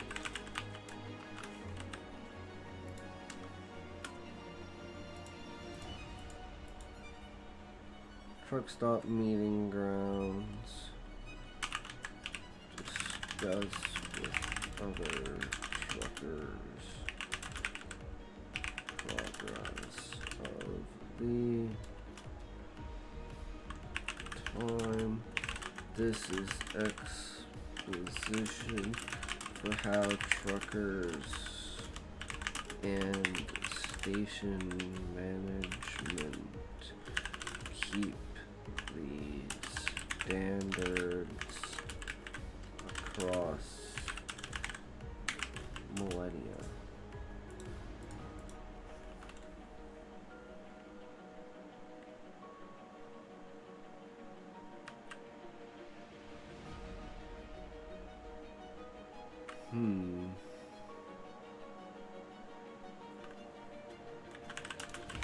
Kind of bar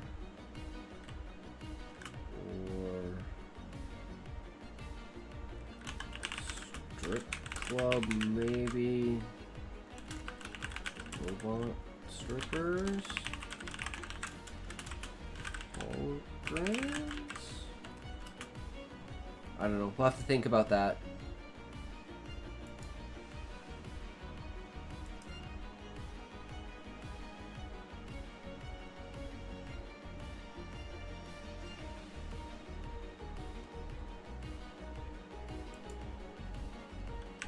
He's partying because he's moving up.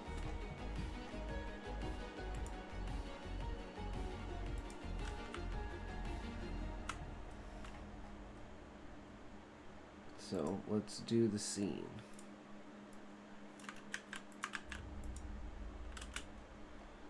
Left off, heading to the canteen.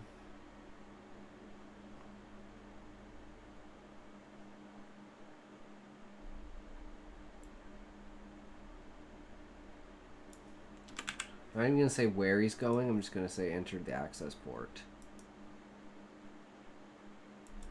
It's goal. Leave the ship and go to the bar / strip club. Conflict.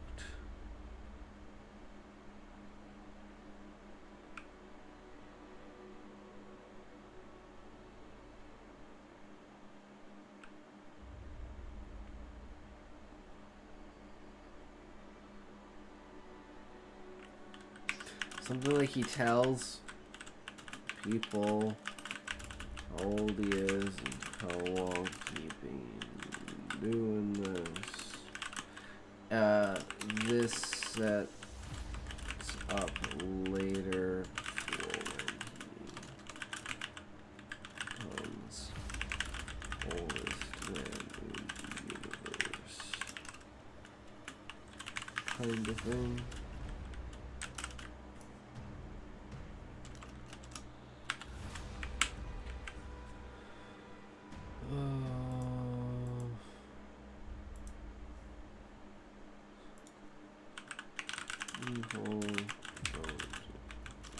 Leave him. Argument.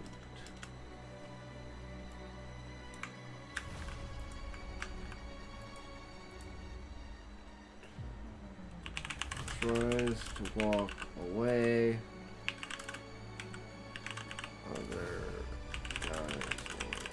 creative decision.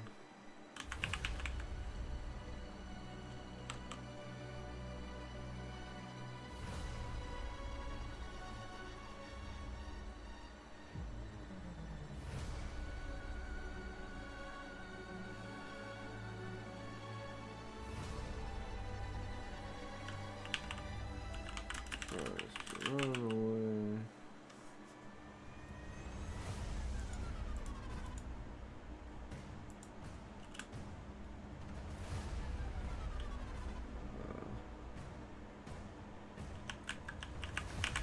Emergency. Robots. Stop the counter before it happens. And guys. Or some shit. Who the fuck knows?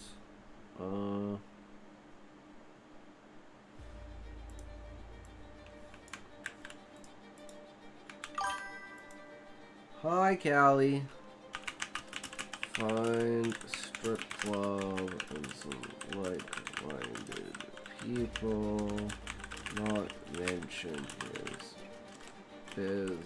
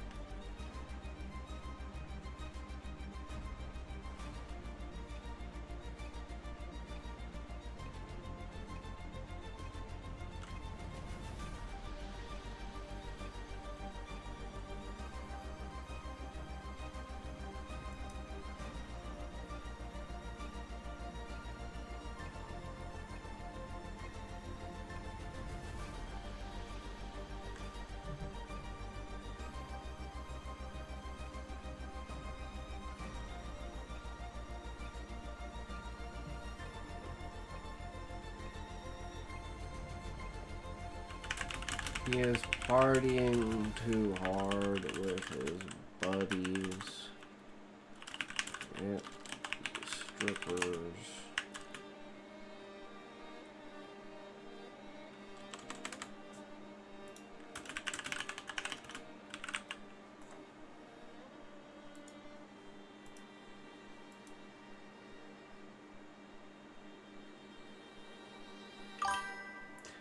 I'm like the opposite of my name. I don't write, I just exist, and I sucks.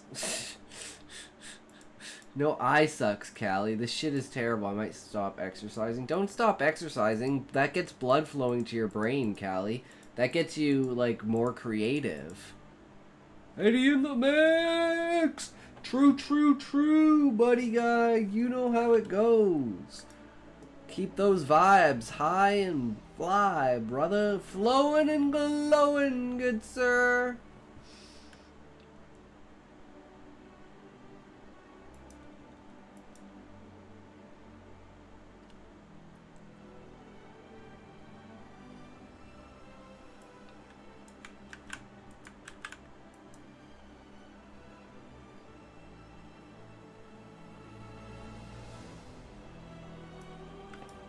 No, we're on this.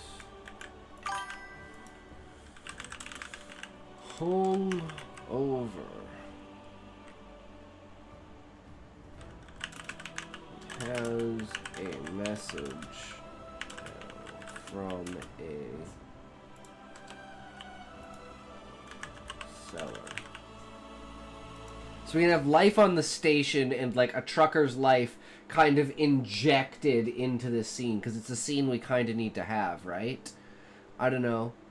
Guess today I'll try focusing on writing first and then exercise. At least I got my shop up, and then I can do the mini podcast I'm planning on doing. Ooh, a podcast?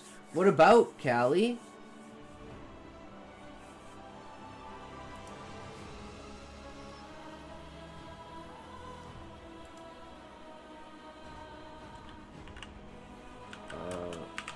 focus on the new ship and leave the partying behind.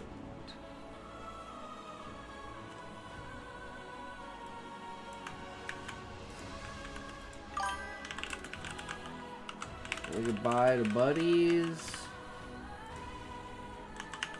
Sees other dudes from that night.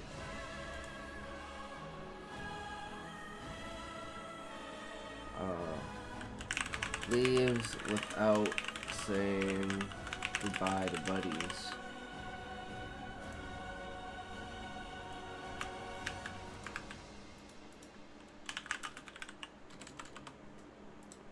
Press for time. Wait. We're here, right?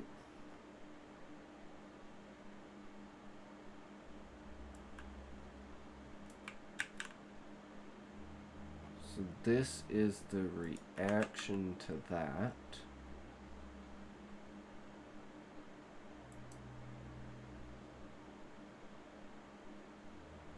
Podcast has to be about something. I just read snippets of my book out loud as teasers. Read. Well, that's what your podcast is about. Your podcast is about reading snippets of your book out loud as teasers. That's what I meant. What is it about? I guess I could have worded it, what do you do on your podcast? But, you know, it was just an immediate response.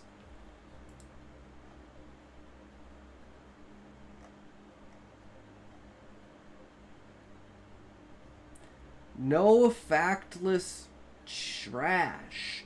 Check out my novel. Hey, buddy. How's it going, man?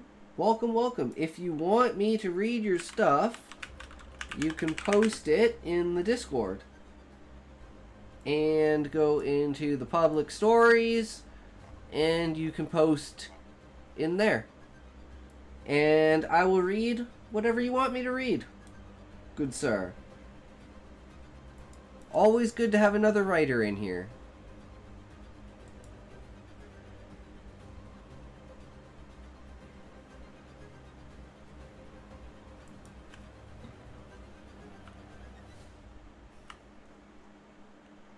Because this is the reaction. Focus on the ship and leave the party behind.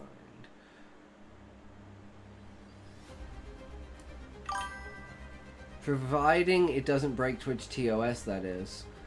I'm not like Sean. I'm like, how would a story break Twitch to TOS?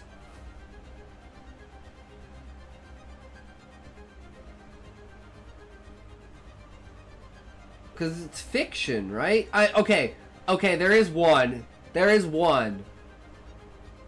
But it's something you don't even think about because subject matter and it has to be bad. Yeah, there's one.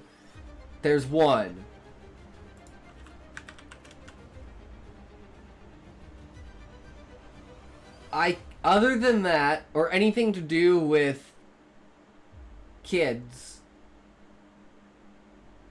but even like, I'm technically torturing a kid in my book. Like what they do to Zayd, even though you don't really see it, you just see the aftermath of what they do, but they do like the blood eagle thing to him and then cut off his head. I think it was something like the Turner Diaries, you could get in trouble. I mean, but we're talking like fictional works. We're not talking non-fiction, like actually reading someone's manifesto. I mean like actual fiction stories that are clearly fiction and not based off of anything, that don't include CP. I'm just trying to think, like, what, in what circumstance would that Turner Diaries is fiction? What is it about?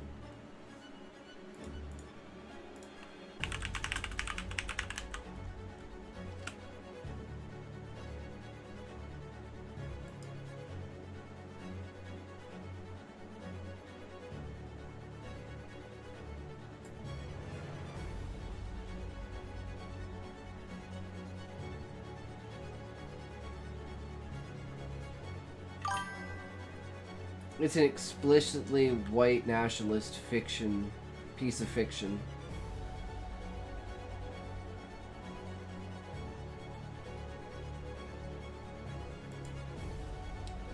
But it's... In that case, I guess maybe, because it is clearly trying to push an agenda. Right?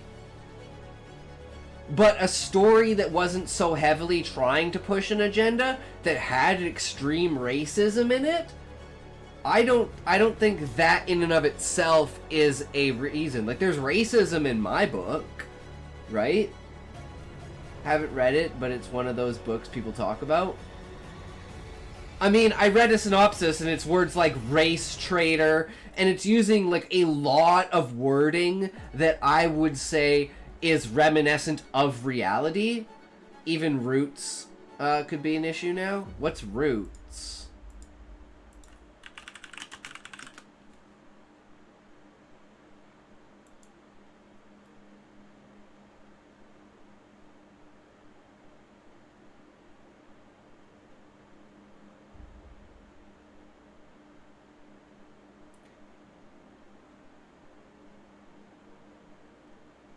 No, it's Roots, the Saga of an American Family, and it's like the origins of a black family, and it's like it has elements of like it says like research in archives and libraries to sort families like oral tradition with written records. It is a rather accurate depiction of how slavery really works. It has a lot of racial slurs and such, too. See, if they had slurs in it, I'd just skip the slurs and say a different word, right? Oh, that's what Kunta Kinte is from? Not sure about that one. But yeah.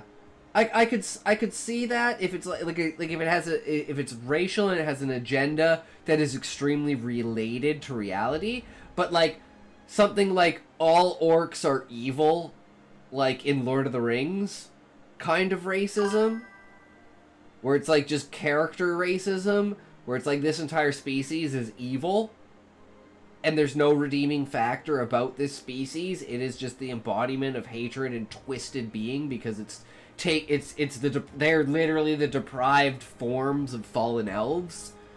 That's where that character is from, played by LeVar Burton.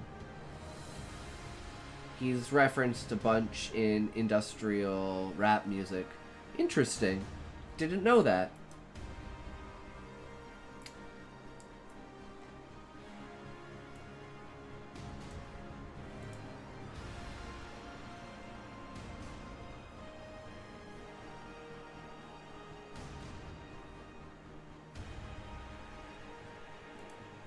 So did it... Wait...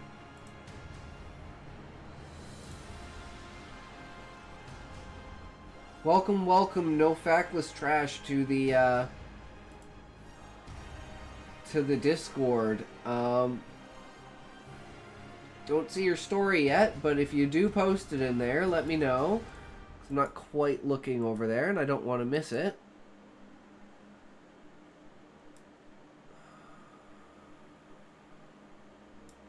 I think he's actually, like...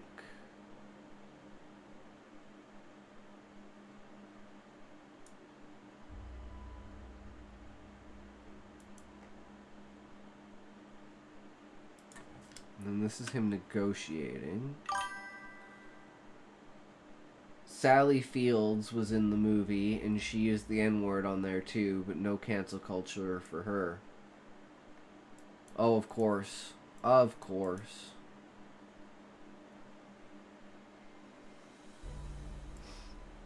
So he's hungover. It's the reaction to...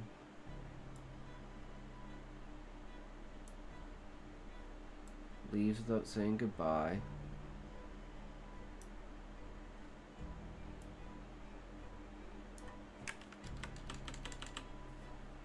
And then this is the reaction, which is hungover. He's a message from a seller. Focus on the new ship. Leave the party behind.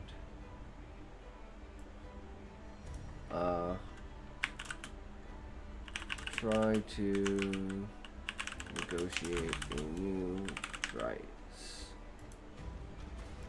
which is following his goal, which is negotiate new price, conflict, owner is dead, disaster, he has to deal with the government.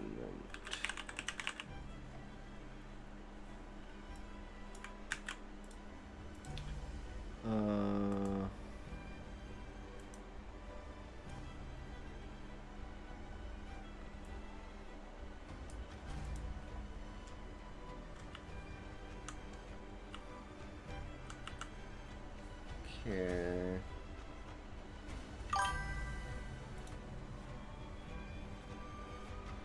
Headache. I don't know who that is, but we're not so far gone. We get on actors' cases about the N-word. People hardly get on Tarantino's case about it, and he wrote himself saying it. How long would it take to safely reach light speed, I wonder?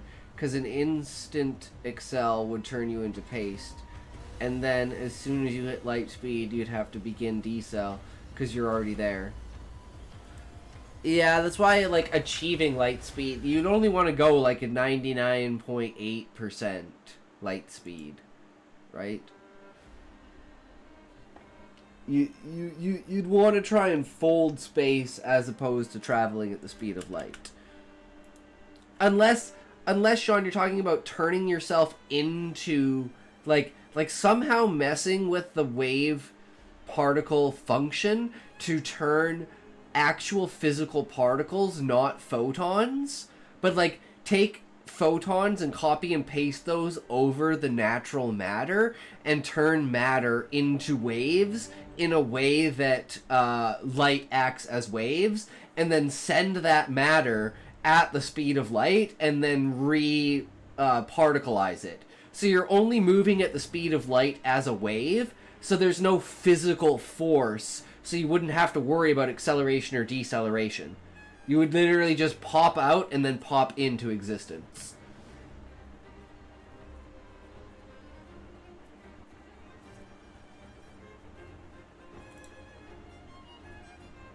But you'd have to find a way of using quantum entanglement on every single particle with a photon in order to change the properties of that to a non-collapsed wave functioning photon. But you're using a photon to do it, so who knows if it's even possible because of how quantum entanglement and quantum mechanics work due to observation and interaction.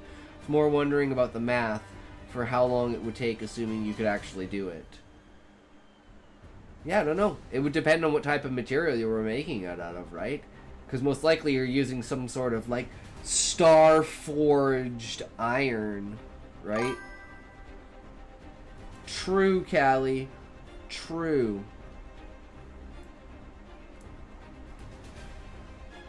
Just to deal with the government.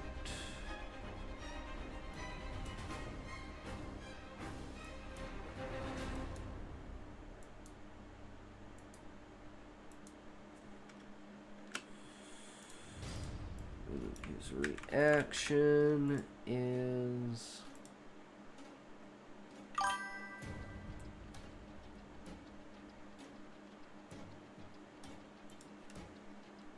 It is what it is. How would he handle the Kirk stand? Leave it at dry dock with the... Oh, I have a perfect idea for a new scene here. Leave it at a dry dock with the government when it gets new ship. So we have a new scene.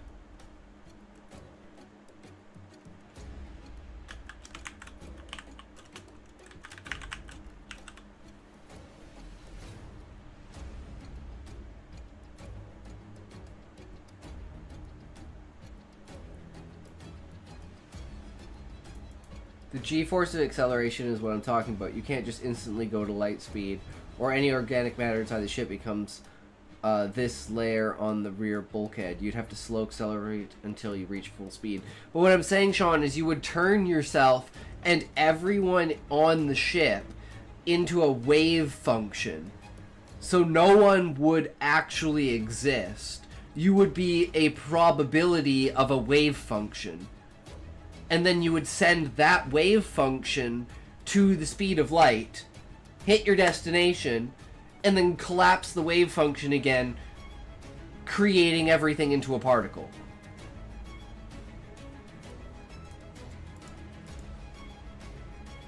So there would be no physical effect because everything would be in a probability state, where all possible actions cancel each other out until just the standard one occurs.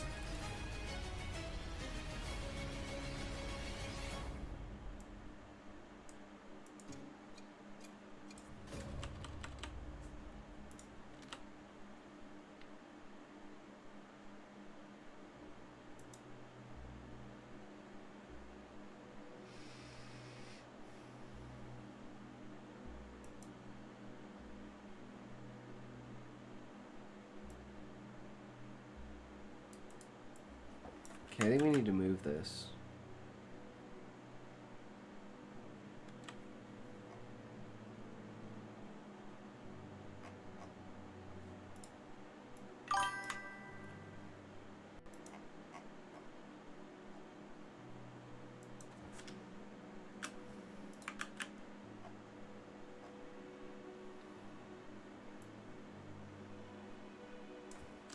Maybe we just put it up here. And we'll just do another one of these because we're not sure about it. Honestly, an easier thing to conceptualize might be that you're converting into a massless state and then consequently not suffering the effects of inertia, since that requires mass. Yeah, exactly, Levi. You're basically turning yourself into energy. It'd be like beaming yourself across the universe.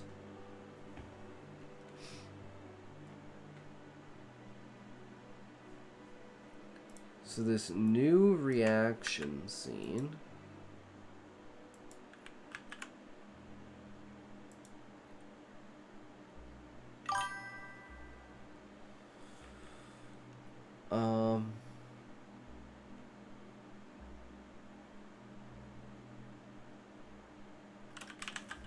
Hastily begins registration. Dilemma, he has to talk to the company. Decision. He is able to dock and secure the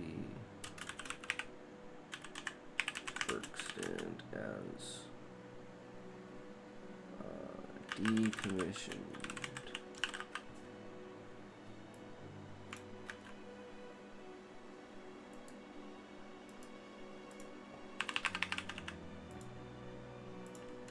So this is new scene.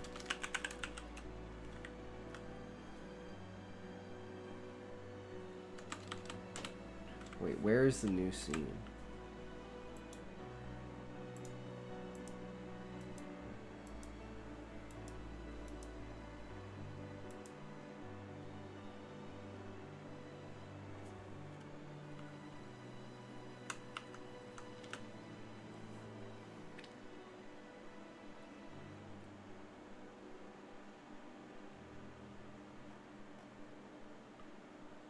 No, actually, this is just where the new scene is.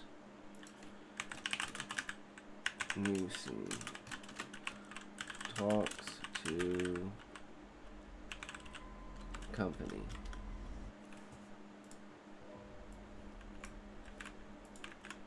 Goal.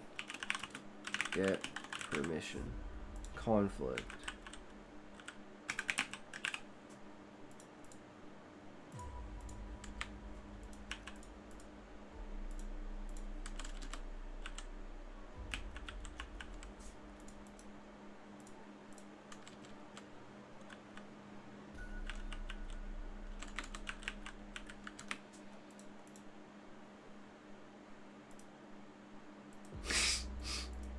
Thank you, Sean.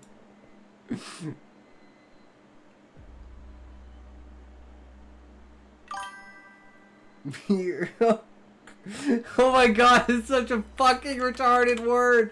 Why can't it just be easy? B-E-A-U. B-Aura. B-Aura. Crassy.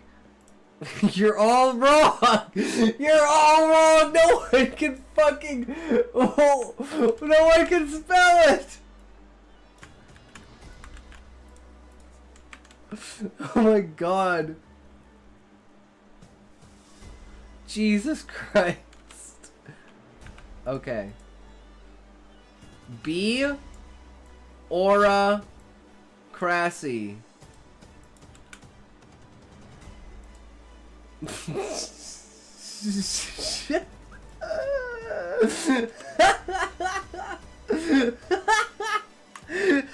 one can fucking spell it. Okay.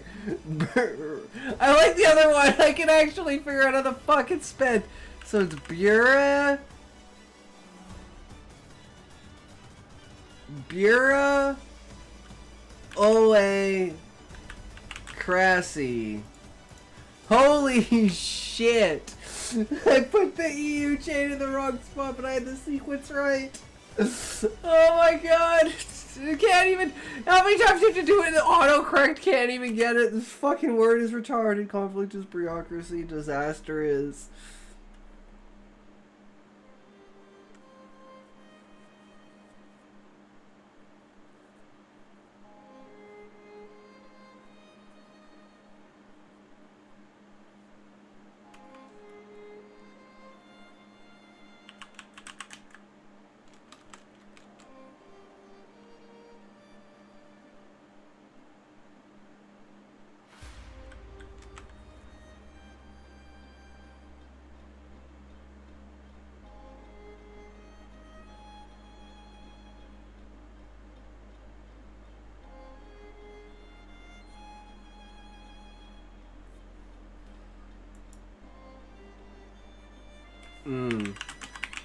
Station they want him to land it at adds many years to journey messes with the whole plan.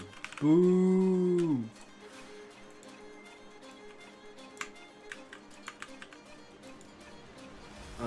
His reaction, angry, dilemma.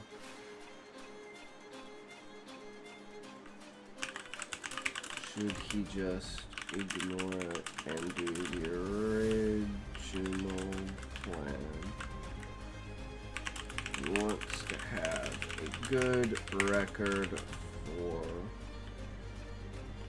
when he moves up.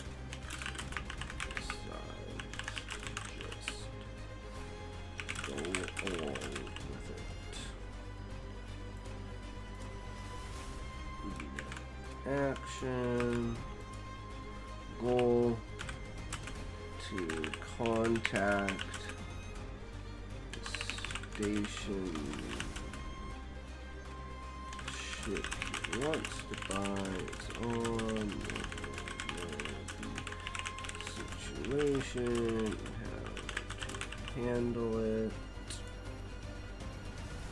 conflict. He has no solutions. They can't help him. Reaction.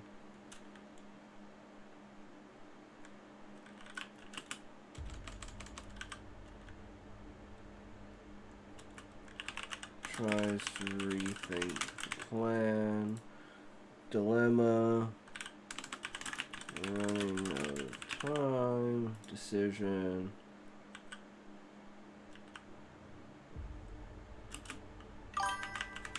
Decides to haul the Kirkstand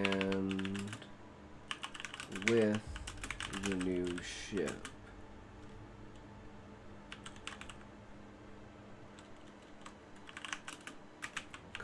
cargo trailer is not connected, so it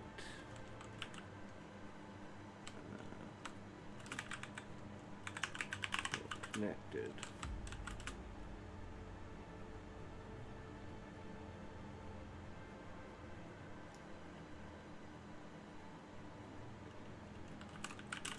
Or call the new ship with Kirk. Stand and learn how to pilot the ship while he's in transit. Okay, here, this solves another issue too, right?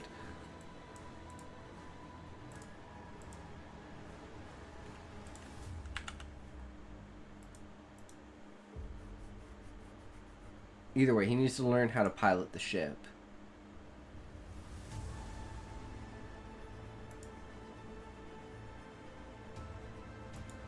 So this is an entirely new scene we need here. But that leads us back to this, which is exactly what we need.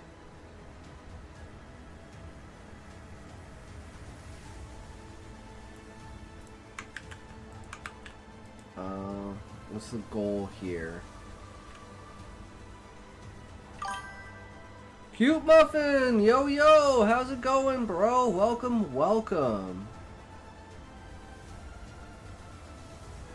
No stream today? That's okay, Muffin. It is what it is, right? You can't win them all. We try our best, but you know, we're only human, right? Never think of it as a failure. Just think of it as, you know, a growing experience. Sometimes you need to take a step back, you know, and observe from like a different perspective, right? You got to give yourself that that resting time. We're doing good. I've so far come up with, I think, 2 new scenes. We need to come up with a couple new ones though. Make the story even longer. But that's not what we're trying to do. But it's just we're trying to connect some dots in the storyline that are not exactly all, you know, connected. And creating a couple of new plot points to like develop the inner workings of the character instead of just having most of the story be pretty much a montage. But, you know, this story is going to be our most magnificent thing written when it's finally done. So we'll see how it goes. I'm thinking about putting it on hold and going back to writing a couple of other short stories, like really short, you know, shorter stories, not quite this length, just so I can get some more YouTube videos out. Should probably start the story soon. Put it off for 6 weeks. That's okay. I put off writing for 18 years, Muffin. You got tons of time.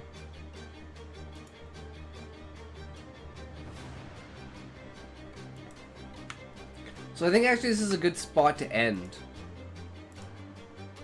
And I think what we're going to do tomorrow is just, I'm going to come up with a story for tomorrow, and we're going to write a new story tomorrow. And I think we might do like an on and off. So we'll do like a writing of a story, then we'll do an editing of Cryogen, then we'll do an editing of the story, then we'll do editing of Cryogen, then we'll do writing of a story. So we'll kind of just like rotate through it so we can still do other stories, but we're still going to make this our like main focus for editing. It's just I kind of want to go back to writing, and like editing, you know, it helps a bit, but again, the main point is I just want to write another story, you know? So I don't like to get bogged down on too long of a story. I like to keep them nice and short. But this one just kind of just kept going because it was so expansive and great. I'm just in a Minecraft thing. Once I get bored of that, I'll go back to mostly TM, then chess. Then I'll find it first Monster Hunter stream and start. Hell yeah.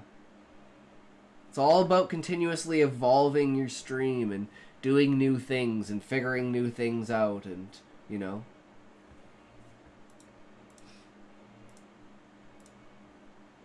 doing what you want, but also keeping it entertaining. And I don't think like editing is as entertaining as I can make writing. But this is the first like week where we've been editing, and this is the second day basically where we've been actually sat down and edited, and we're almost about halfway through. So I think that's not too bad considering we have to completely write entirely new scenes now. But we knew we had to rewrite them because we have to put in like the lot lizard and everything else like that too. So, and we're just getting started. How many chapters are there in it so far, Callie?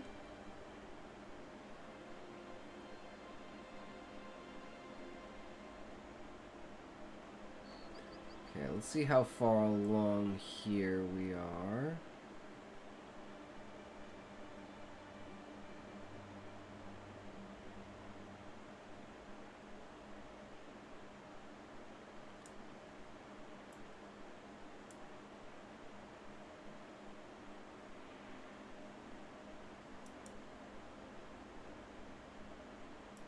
Buy his own ship. No responses. People are not ready for the technology.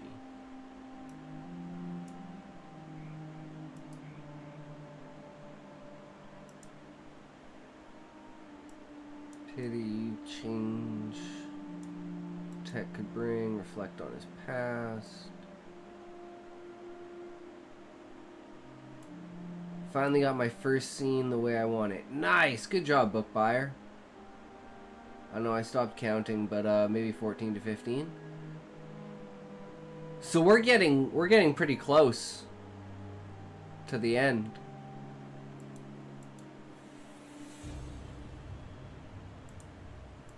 Of what you've written. Okay, so decision. He decides to haul the Kirkstand with the ship. The cargo trailer is not connected, or haul the new ship with the Kirkstand. Learn how to pilot the ship while he's in transit. Around 65,000 words left to write. That's okay, Callie. Just keep at it. Just think, it took me a week to write this, and it's 10,000 words. So that's like a month and a half of writing like 1,500 to 2,000 words a day.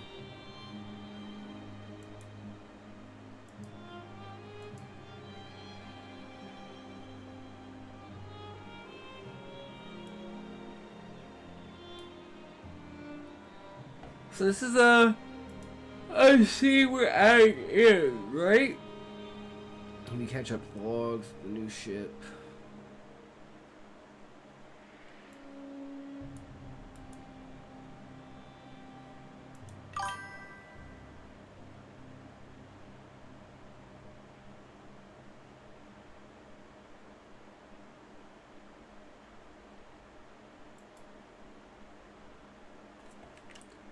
So this is what we're just gonna like write in new scene.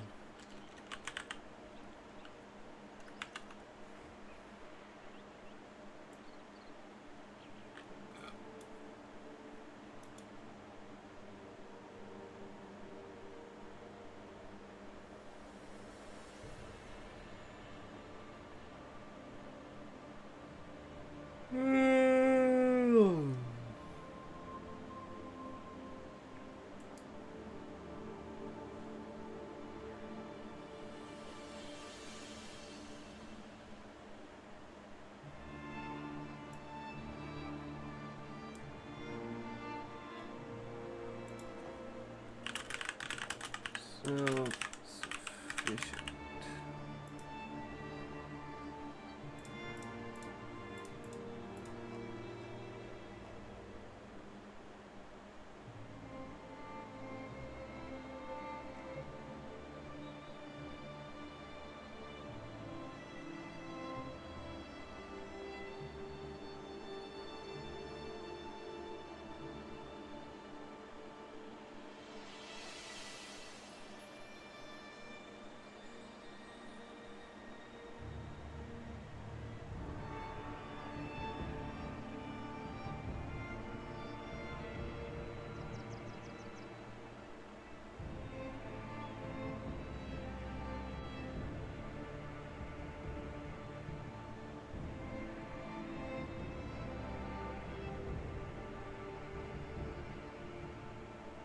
Okay, this is all just exposition.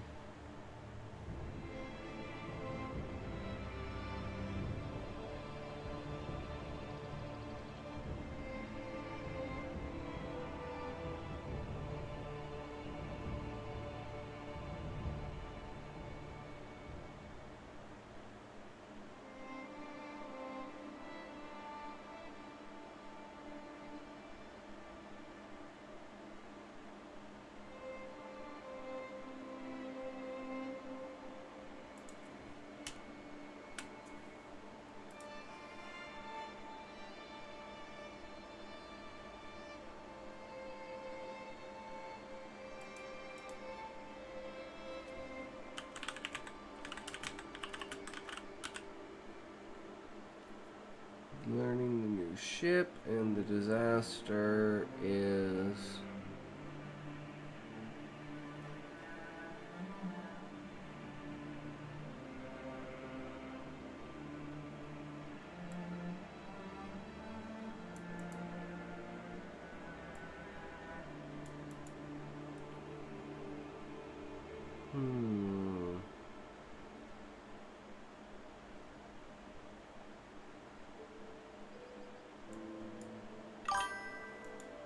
To start streaming soon so I don't have to go around telling random people about what I'm doing. But I want games.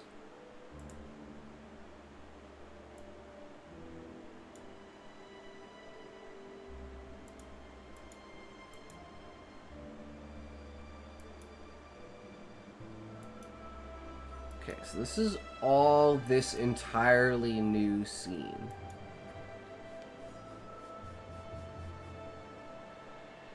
So that's where it's like this is completely throwing me off, because I have no reference point to go back to because the scene hasn't been written yet.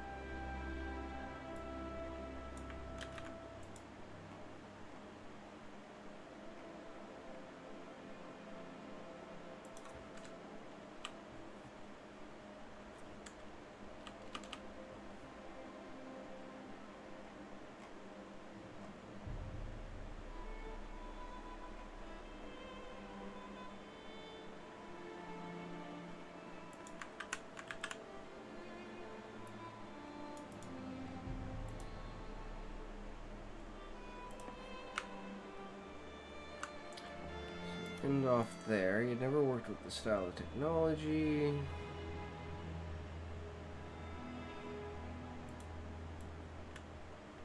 So this is the scene we're outlining right now.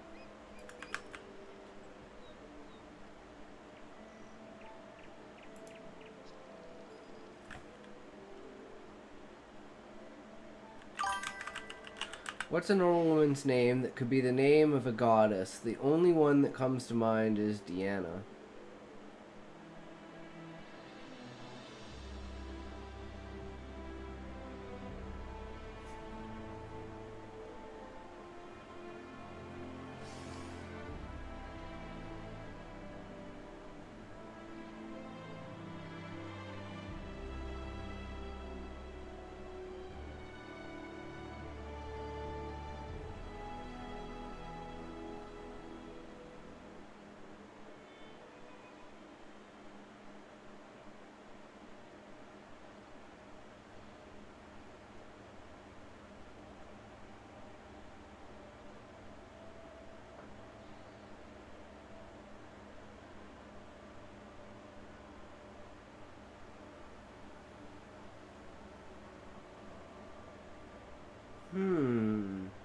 I got like 3, but I don't know. Like Jessica, Pamela, and Jillian. I don't know. How do those sound to you, Sean?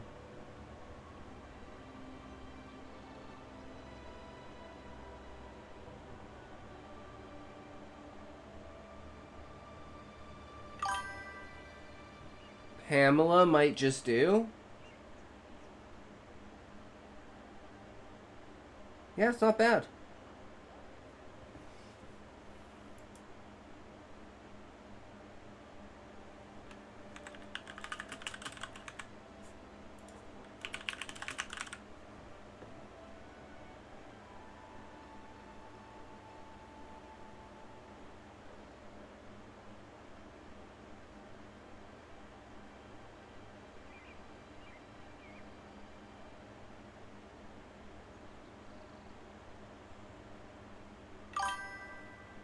Another short story today, or just the outline? No, today is editing, Beezus. We are editing Cryogen. We're about halfway through. We are just doing a structure reset to make sure that we fulfill certain needs in the story. Such as pacing, continuity, and events. And start getting to points where we're adding new scenes where we feel like we've gone into a montage and then we kind of want to adjust a scene. So we still need to put in like the lot lizard scene, for instance. Even though that might be this scene up here, I'm not sure. But at this point, it's just structure that we're trying to work on. And like maybe that chapter is jam-packed with so much world building. Well, it's an entire story. So it's like it has to have all the world building in and of itself. But these characters like never really show up, so I don't know why I even mentioned them. I'm thinking about just not specifically naming them. Eddie in the mix! Welcome, welcome! Because if I don't name them specifically... Okay, like this, I guess is a note. Don't name Captain specifically. When you name specifically, feels like that is introducing a new character, then you never see them again. So either add them as other characters that come up as his lieutenants or main employees. So somewhere down here we need to like incorporate continuing on having these guys be our like main dudes, right? And actually maybe develop their characters like a little bit. But one of the main points of the story is to have a single character and just develop a single character, because there's no point in trying to develop multiple characters if we can't even develop one character. So that's kind of what we've been working on with this story, is seeing how well we can work one character into it, right?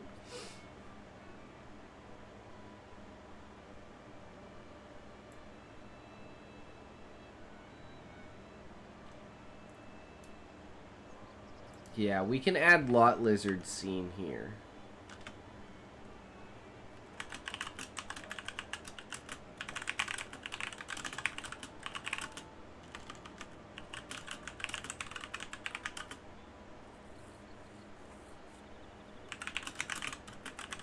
Maybe he meets up with another captain or something. So I have this entirely new scene stuck in there.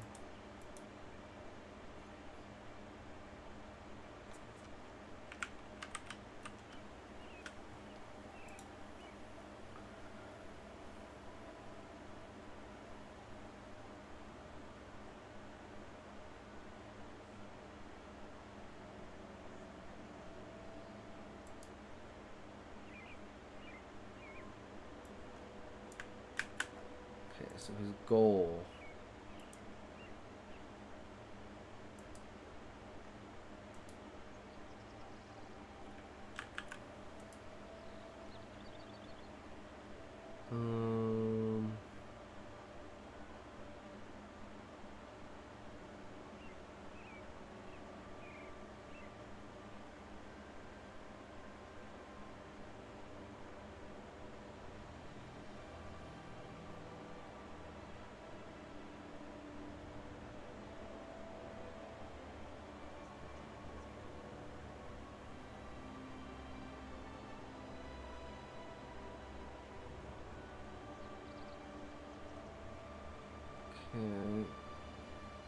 I'm just thinking, because, like, this goes through a couple of goals, but they've already kind of...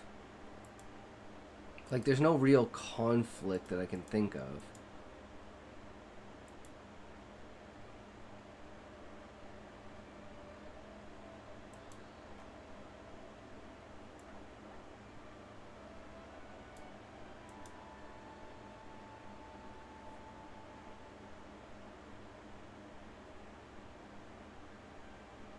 And this is like my like worst part about the editing is how do I break these scenes into this basicness, right? It's like name the ship, conflict, paperwork, disaster, takes too long. Like, I don't know. There's not really anything there, right? So I feel like this is kind of useless.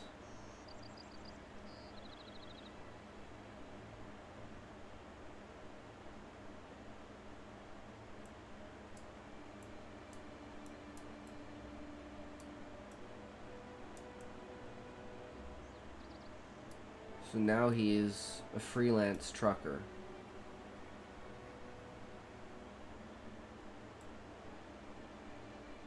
Well, I guess we can do that. Okay, become freelance trucker. Conflict is finishing last of the Unihaul logs.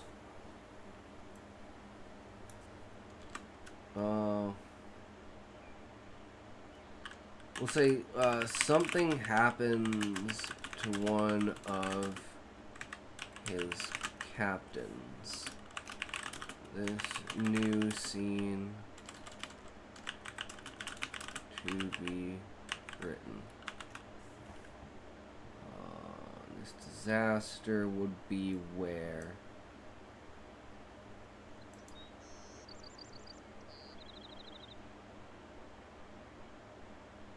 So this would be the new scene.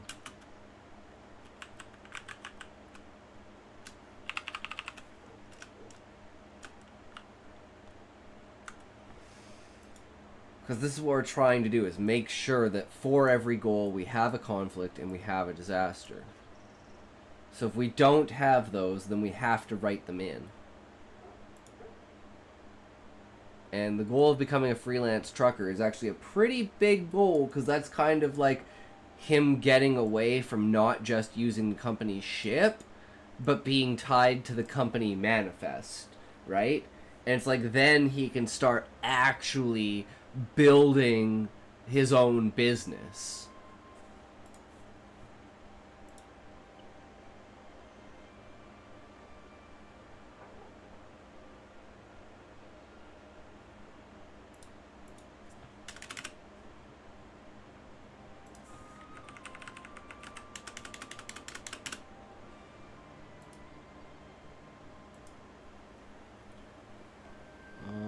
And that scene is also going to require this scene as well.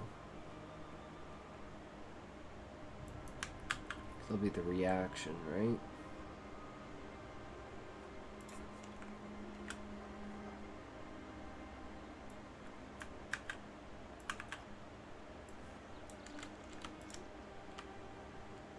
Okay, there. I think that's a good setup. And then we just go back up here, grab this again, start over.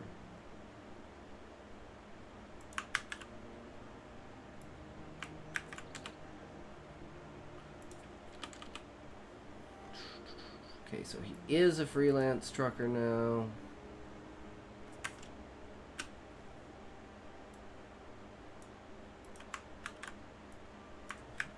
Actually, this is just the ending of that scene.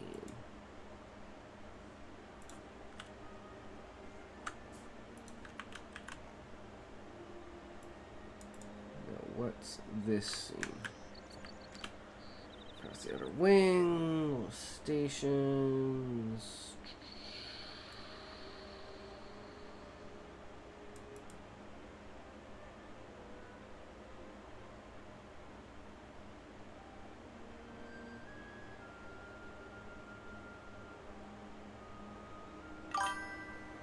We've got pre-planning structure I need. Most of the time I just drink half a gallon of coffee and write until I get somewhere. It's just like I used to do film in school and stuff, so it's like outlines and storyboarding and everything like that just comes naturally to me because of film. So I'm really good at doing the outline. I'm terrible at sticking to the outline, but I'm good at making the outline. Okay, so now we're back here, where we either don't name them or whatever, so this is goal of create a company and recruit captains. Conflict is getting in touch with captains of the time period between in order to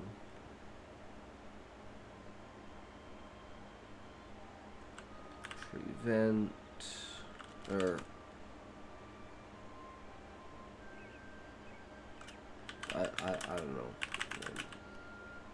I'll wait at the same time to do an interview live.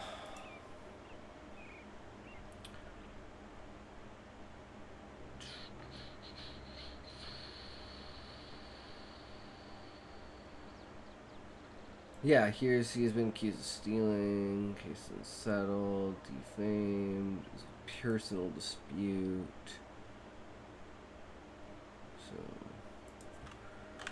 So, some captains don't live up to expectation.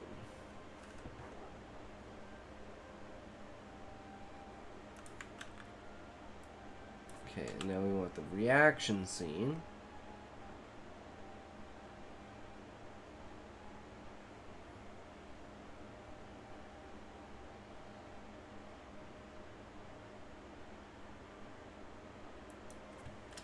Okay, so we need another new scene here.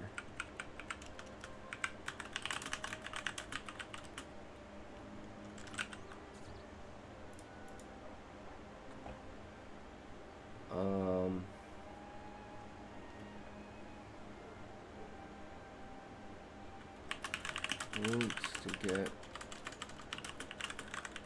to know captains more.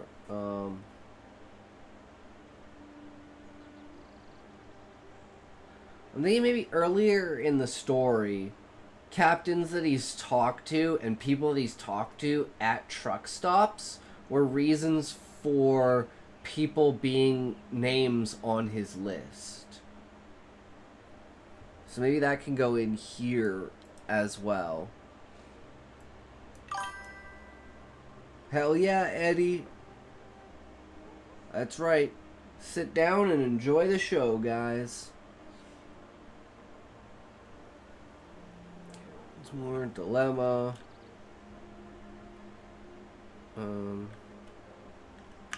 Doesn't like socializing. Whoops. Decision.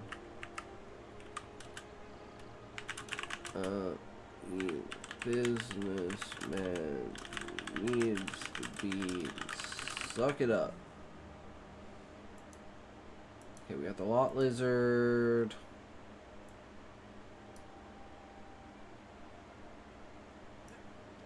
Okay, so now he's getting new employees.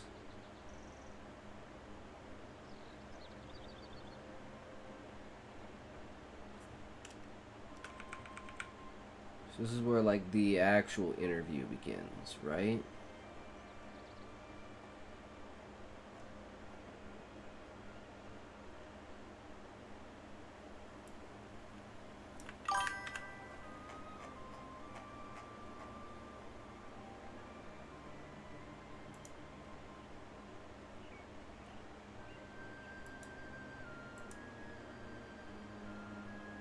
Yeah, because this is like perfect, like after summary, crimes of passion, affairs of the flesh, after the lot lizard scene. So I think that one fits really well there.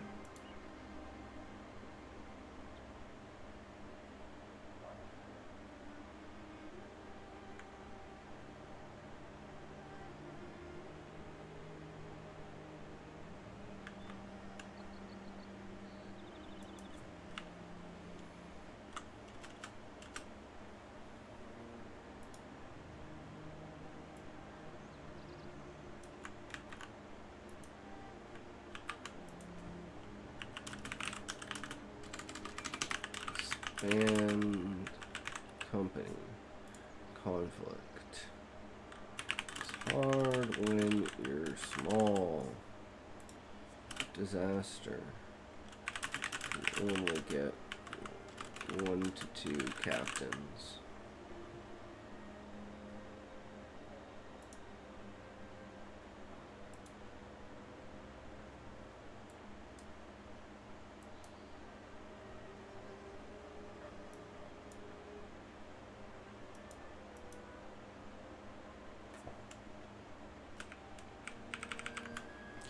Here's the reaction scene.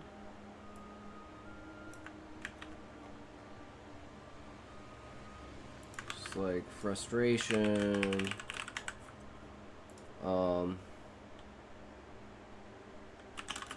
Looking in all the wrong places. Decision. Try new avenues of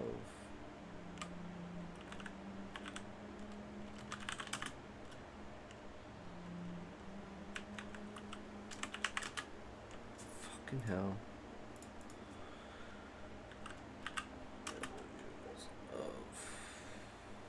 Search. I don't know. Is this a trucker? Panic. The years could pass, gain more. So prototypes, technologies, and people into a panic. Stargate startup company. Investors and leaders are invited to a showcase of technology. Okay, so this is the showcase.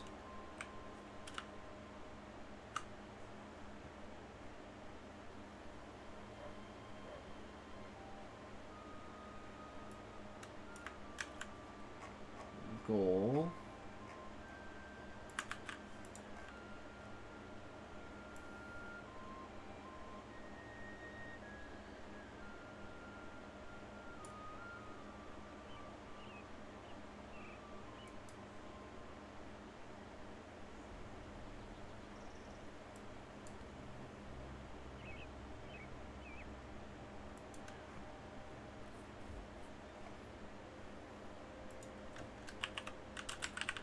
To promote his company and his investors.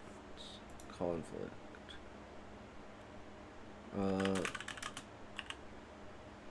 To outmarket the other captains.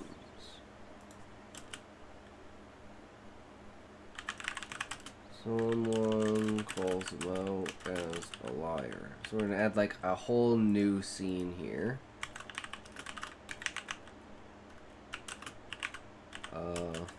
Railway of the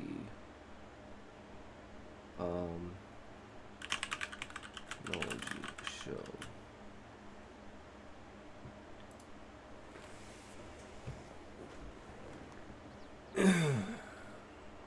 And this is like turning, like, you know, again, centering down more and focusing more on a point and coming out of that montage of time and back into a single event. And then showing everything that's going on. And he's going to be like, you know, going around basically, you know, talking to different people and stuff, being his whole businessman. And this is going to show, like, his next tier of evolving, where it's like people are taking him seriously now. You know, he's actually like a full-on businessman. No one thinks of him like a trucker. And it's like he even, at this point, is like thinking of himself as beyond that, right? And then the actual showcase starts. So, then they go back or whatever. So there's that scene with that. And then the reaction scene is him just going back and doing this. And it's kind of like, oh man, well those people thought I was dumb for investing in this, even though they're here and they're investors too. So it's like, fucking retards. But with this one, he's like unimpressed by other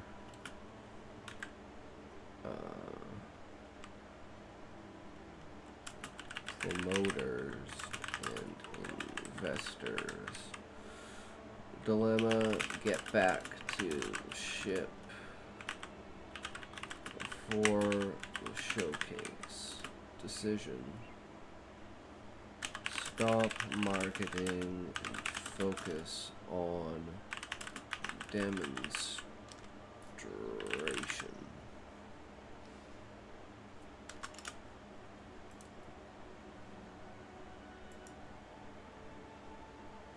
And this will be end of the above scene. New scene.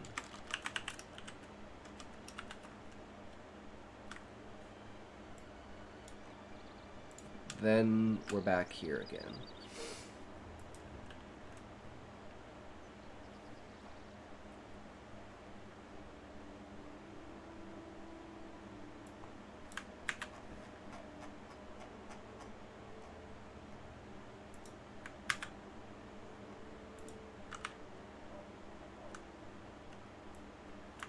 Goal, conflict, disaster. Goal, watch the demonstration. Conflict, getting a good spot to watch. Disaster, gate on the other side explodes, causing panic. Might need to rewrite scene for this. Not sure.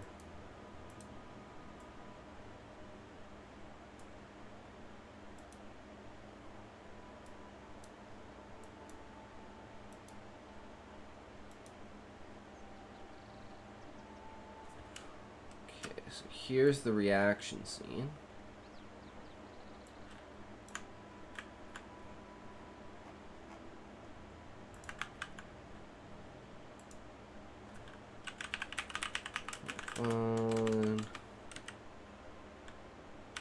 We'll pull investments. Verdict goes.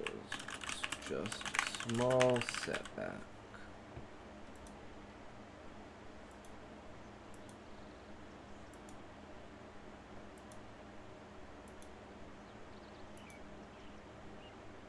He's just buying the dip even more.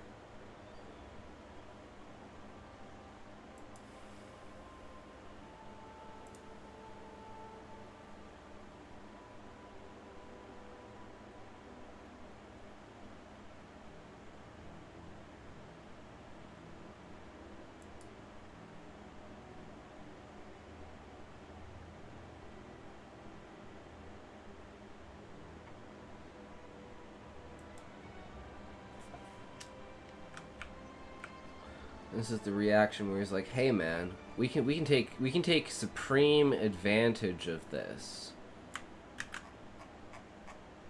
as a heavily soul investor." Essentially, reaction. So, dilemma: how to get them to let him name the gate. Decision. Directly ask them.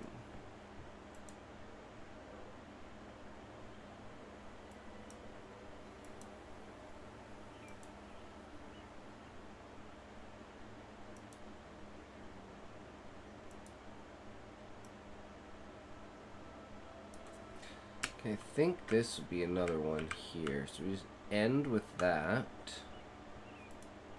And we've got running routes 15 to 30 per years apart.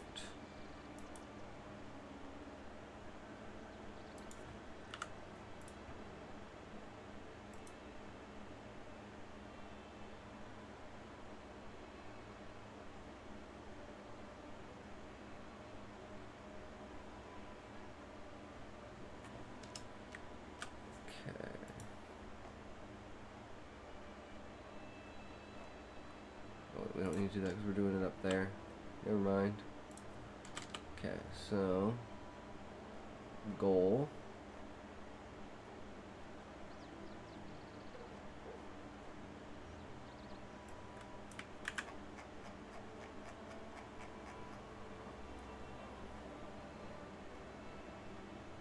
This one was directly ask them. Goal. Ask Stargate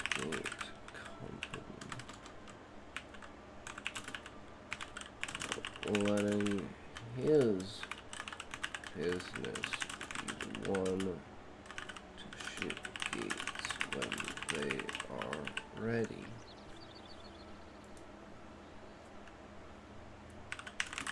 Not sure if he is a high priority.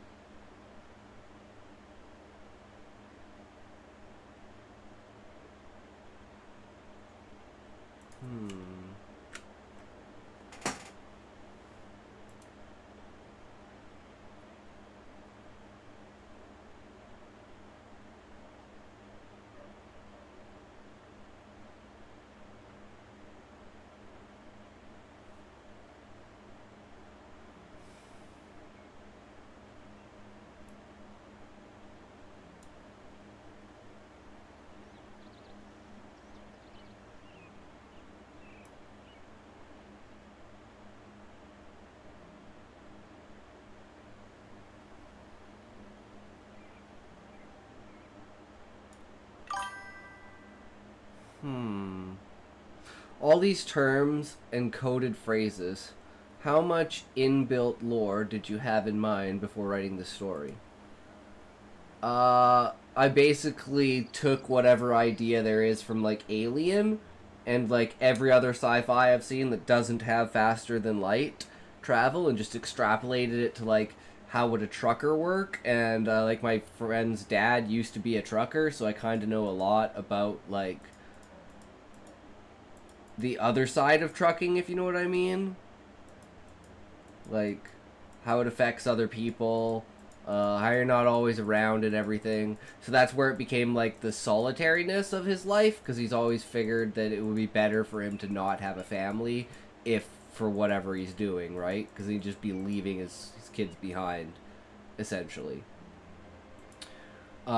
But the main lore was the NFT cryptocurrency. My friend was a trucker, but all I learned about truckers from him is that they don't take showers often.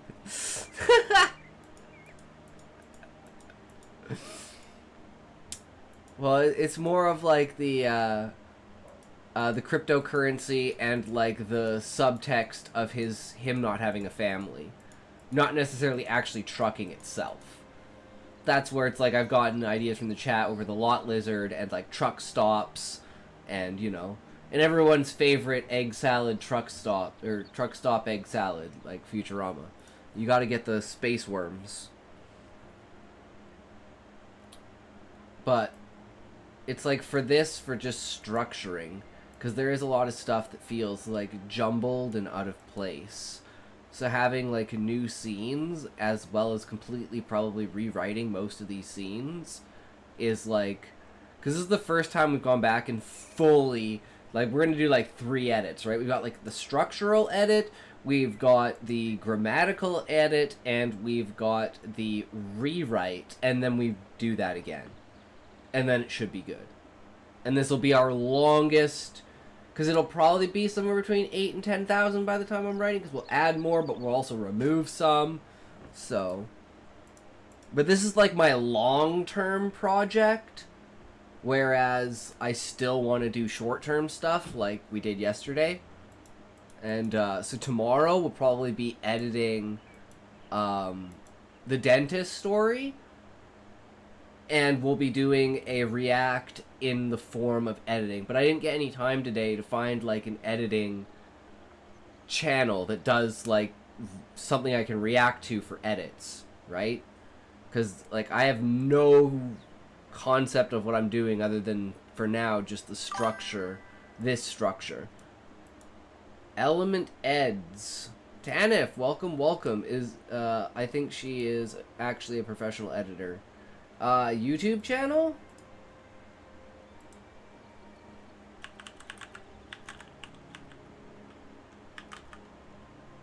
She streams? I don't want to do someone who streams because it's a reaction. I don't want to react to someone's streams, and most streams don't have VODs, so it's like, if she doesn't have a YouTube, then that doesn't really help. But I want something like Hello Future Me, because that's what I react to. Right, well that's the series I'm reacting to right now, is his world building and on writing series. So like my entire watch later list is all of Hello Future Me. But I want to do one on editing, so she might, I'm not familiar with their content in that regard, but it sounds good. I mean, I can look them up and see if they have in their bio anything to do with YouTube.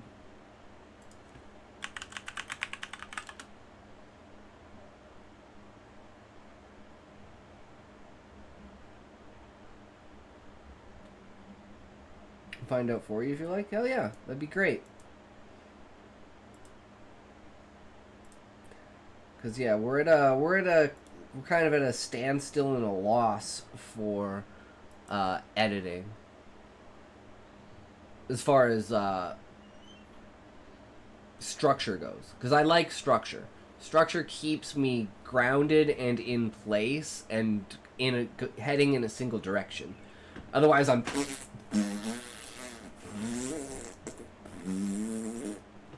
all over the place. And tangents don't help at all.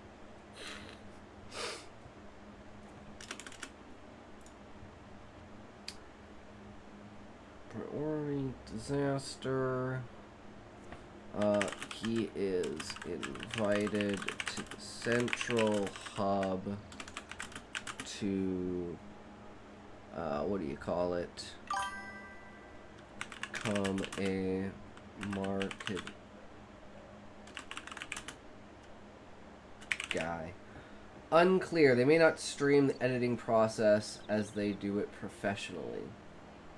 Yeah, that's another thing too, right? Is especially with that, if it's not like years old, that's why I like Hello Future Me, because most of that series is like between 7 and 3 years old.